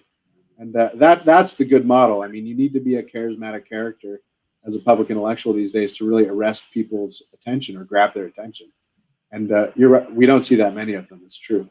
And there's lots of good work going on, but you don't have these national public intellectuals as you did before. And there's a question from Bill Craddock, so I'm going to take it in just a second. But who are you kind of impressed with that you see kind of emerging, or that is already kind of in place but hasn't been getting adequate attention, or that's emerging? Well, there's a crop of young people who are not yet public, you're kind of quant types, but very politically interested. Richard Hanania is one of them, who some people might know from Twitter, Hanania. Just founded a think tank with Eric Kaufman that's going to do sort of interesting work on the shape of our politics, but in a rigorous way. A lot of the people who have come out of the Claremont Institute's programs, who are out there writing. I mentioned Helen Andrews. She's one of the best young writers out in America. She works at the American Conservative. My colleague, Charles Kessler, has a new book out. It's really a collection of essays that he reworked and knitted together over the last 30 years. I mean, they were written over the last 30 years from Encounter Books, which is worth getting. So Kesler. And it's, and really just go look at our Center for the American Way of Life. It's a nice collection of young, not all of them really young, but most of them under 60, working on issues influencing American politics. So yeah, I'd recommend, and the publications I mentioned. I mean, read in, and whoever you like, go track them down and see what they're working on in the Claremont Review books in American Affairs. The book review. I'm sure you obviously know this, so I'm. And the American Mind. Matt will get mad at me. AmericanMind.org as well. You guys are doing some really good things. I'm a big book reader, so I definitely appreciate that. So, Bill Craddock, thank you so much for being here. Truly appreciate it. So, is asking about kind of policies and getting them implemented, right? So, the structure of a policy and then implementing it. Bill Craddock says, has Claremont developed any kind of strategy win or co-opt the members of the U.S. elite class? Oh, I think you're gone. Look, you're frozen. He is frozen, and we're still live, and he's frozen. So hopefully he'll be able to join us in just 1 second. But I think that's a really interesting question. And let me see if there's anything I can do. No, hopefully we'll be able to get him back in a second. There was I'm going to let William. I'm going to when Ryan returns, I'm going to let him respond to that question. I'm actually going to respond to a question that I saw from Janan that I thought was really interesting, which was, and I'll find it while I'm talking, but essentially she had asked what happens when the left has taxed itself out of political power. And I think that's a really interesting question. And I think that's part of why we're seeing a megacorp takeover. I think they have enough money now. They've acquired enough money. They've hoarded enough money that these things don't matter to them. They're willing to kind of let everything burn. And they just haven't figured out, they look at the plebs, and I'm kind of lucky because I'm not one of them. So I can maybe buy my way out of this thing. But I'm not an elite because they may not want me. So I think that they look at humanity, and they look at kind of the plebs as a business model failure. I think they look at it in a very mathematical way because the new ruling class are, the Elon Musks of the world. They've never lost. They're not humble. And they look at us like a startup. They look at humanity kind of in the world right now as a startup, and how to solve the startup's problem. And even the way they want to kind of take money from the US and then send it abroad to Africa and to developing countries. They're presenting this model where it's all going to get redistributed in the United States. However, that's clearly not going to happen. It's clearly going to that money is going to be pursued by Africa and a lot of developing countries. So I think even the way they're distributing money, there's a genuine belief by them that these are just product lines for them, and they're just reallocating from this pocket to that pocket. They're just reallocating from one that's extremely profitable, which is the U.S., to a division that's not particularly profitable, for example, in Africa, and they have no patriotism. I don't think they look at themselves as Americans anymore. I think they truly think of themselves as the overlords. Isn't that interesting? But I really do think they think of themselves as the overlords. So I want to get to this question. I saw this. This is from Cynthia Hennig, and hopefully we're going to be joined by Kevin again in a moment. Excuse me, by Ryan again in a moment. Says, oh my gosh, critical thinking was removed at 3rd grade. Parents need to teach that now. I have seen that within the tech companies I work with. And I've even seen a lot of evidence of that from COVID. Because when I look at how COVID, kind of the phenomenon of the reaction to COVID, I see that all critical thinking was either did not occur or was not allowed to occur. I think it was kind of somewhat in the middle. That even when I see the intellectuals or the doctors and the epidemiologists, whatever they're called, and all the specialists, there's no dialectical discourse. And when they do encounter questions, they're not good questions. They're not being good. They're not being phrased correctly. They're not any type of an interlocutory. So there is no critical thinking. And I think part of that is because with this gig economy and the world the way it's happened, is that the kids that we've manufactured are essentially working on in a warehouse, right? And they're working on an assembly line, and they only see they're working on an assembly line. They've got their station. They see the product as it arrives at their station.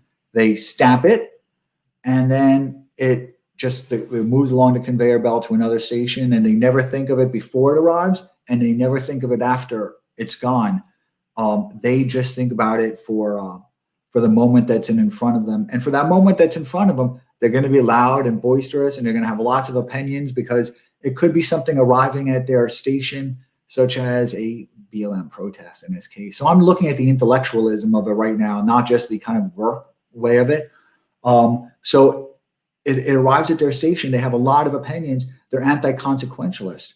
They don't care the consequences, of their introspection that they've kind of broadcasted out. And they think they understand all the intricacies of human behavior and kind of the transactions of human. They think they just kind of intuitively know it. And it arrives at their station. They come up with a lot of opinions. And some of it, they're, in some cases, they're given a lot of authority and credibility. So when they broadcast it out, it gets picked up. And then it just leaves them. They're anti-consequentialists. I think our schools have done this, but I also think that the Google model and the Amazon model is very siloed, and it's a pod. So I think, Nancy, do you know where my phone is? Because I want to make sure, Ryan could be texting me right now. He could have run out of juice. So I'm going to look through a couple of questions, and if he doesn't make it back, we did run an hour and 52 minutes. I am Heather Alice.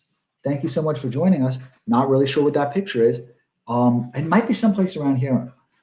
It says, I am Heather Alice. It says, Norms and Nobility is a great book for those thinking about educating their children. I think, if I recall, Mike Cernovich is homeschooling. And I've known several kids that have done extremely well by homeschooling. Their kids have done really well. They were put into a pod. And I think everybody should homeschool. But again, you need that kind of a financial ability to be able to do that, because one of the people will most likely not be in the job force. So I'm going to take a look at a few more questions. And if he can't join us, that's fine, because he's awesome. And I want to take a look at this question. And I'm sure it's just a response to somebody else, but I thought it was interesting. I have to disagree. President Trump has been investigated more than any prior president, all witch hunt. He has gone through a difficult time, but I think I intercepted that comment from somebody else. And I'm going to just look at a couple of different questions. Toy Biederman, thank you so much for joining us. Says, we need more like Eric Hoffer, who had more than just college. Nancy, do you see my phone? No, I was trying to call you. I think it's around here, Nancy. Oh, I've got my phone. Let me just see. It's right on my chair. And it's out of juice. Okay, these things happen. So he says, Toy Biederman, thank you. Says, we need more like Eric Hoffer, who had more than just college writing. That's appeal of Victor Davis Hanson. I don't really quite understand the phraseology of it. Nevertheless, Nancy, do you mind plugging this in?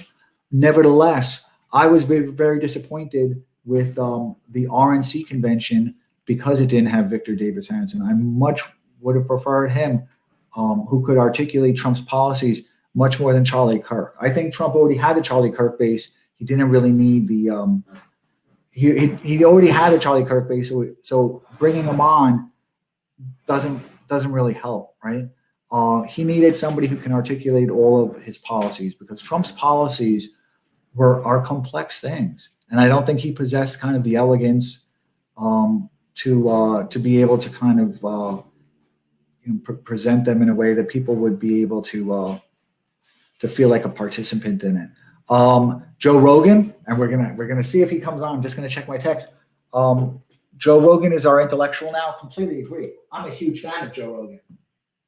And let me see if I have enough juice for him, just in case. So Joe Rogan is awesome. Love Joe Rogan. I'm just going to see if he's going to pop right on. And if he's not, we're going to close up. I think we're going to close up on this. Let me just turn on my phone just in case he's trying to reach. Nancy, that cord isn't long enough. Says, my kids were locked into and out of classrooms as standard practice. I recall you wrote that in your blog. Lex Usi. Nancy, can you plug this in? Says, more scopes with Chuck, please. Chuck was great. Steve Petty says, logic was a requirement in my Jesuit high school education. I'm not sure how long that was. Can you plug it in there so I can have it right here? Yeah. Everyone knows I read a lot of philosophy, right? I read a tremendous amount of philosophy. So and I've read it kind of late in life. I started reading Seneca about 15 years ago, and whatever, that's fine. I started, shut that light though. This light. I started reading, now I'm like an expert. I'm reading the political scientists like Machiavelli, and I hope they would teach it to kids. One of the books that I felt I wish they would have taught me was Epictetus, right? Let me plug that. I really feel like I would have done differently. I would have had so many combats in work professionally had I read that book. And I won all of my battles, but I probably would have not burned so many bridges, because I won my battles, but I kind of blew up the spot. So let me see if he got back, and if he didn't, that's cool, and that means we're going to close up. And he's awesome. And let me see. So in the meantime, my eldest, my kids went to a classical school modeled after the Trivium. They studied logic and rhetoric. I love rhetoric. I'm a huge fan of rhetoric, and I don't see him coming back. So I want to be so appreciative of his time and of everybody else's time. And it was kind of like an exciting way for him to depart, right? That was kind of cool. It was kind of like Superman, like he had to go off and rescue some stuff. So I want to thank everybody so much for joining us. He and I had agreed to, I see Ryan Williams now. Okay, I'm not sure what he just said because I have bad eyes and I didn't want to like hold it to my face. Yeah, would you mind? So I think Ryan might just try and come back for a moment. So let's give him 3 minutes. And unlike Jack Posobiec, I'm not going to sing to you. Lost video and closed. Yeah, and I think he said he's coming back on. I'm with me. I'm sorry. Yeah, I'm not. I guess maybe he's not, but I'm not. I remember Jack at one point was singing Mandarin, and I can't do that. So I've got no song and dance number. So I'm going to assume that he's not going to be able to re-engage, and which is fine. So I want to thank everybody so much for their time. It's been awesome, and Ryan was great. And hopefully everybody enjoyed this. And thank you so much for allowing Ryan and I'll speak for Ryan like his lawyer. Thank you so much for allowing Ryan and I to be the guest on your feed. And if you watched from YouTube, to be the destination that you chose. I'm like your Club Med, right? YouTube is a destination and I'm like your Club Med. So I want to thank you so much. I want to see if there's any comments here because it's going to be the last one. So it'll be on the screen. I'm going to do it with this one, right? This one is really cool. No, I'm going to do it with this one. Thank you so much for that, Toy Biederman. So I've learned that this comment is going to be the last thing. Because it's the last thing that's here, is also when I post this and everyone sees it, it's going to have that. So it's kind of cool, right? Kind of cool way to close. It's like a stage, like a curtain type of thing. So I'm going to press this button, and then I'm going to press the other button, and then we're all going to say goodnight. So I want to thank everybody again for allowing Ryan and I to be the guest on your feed. And now, bye.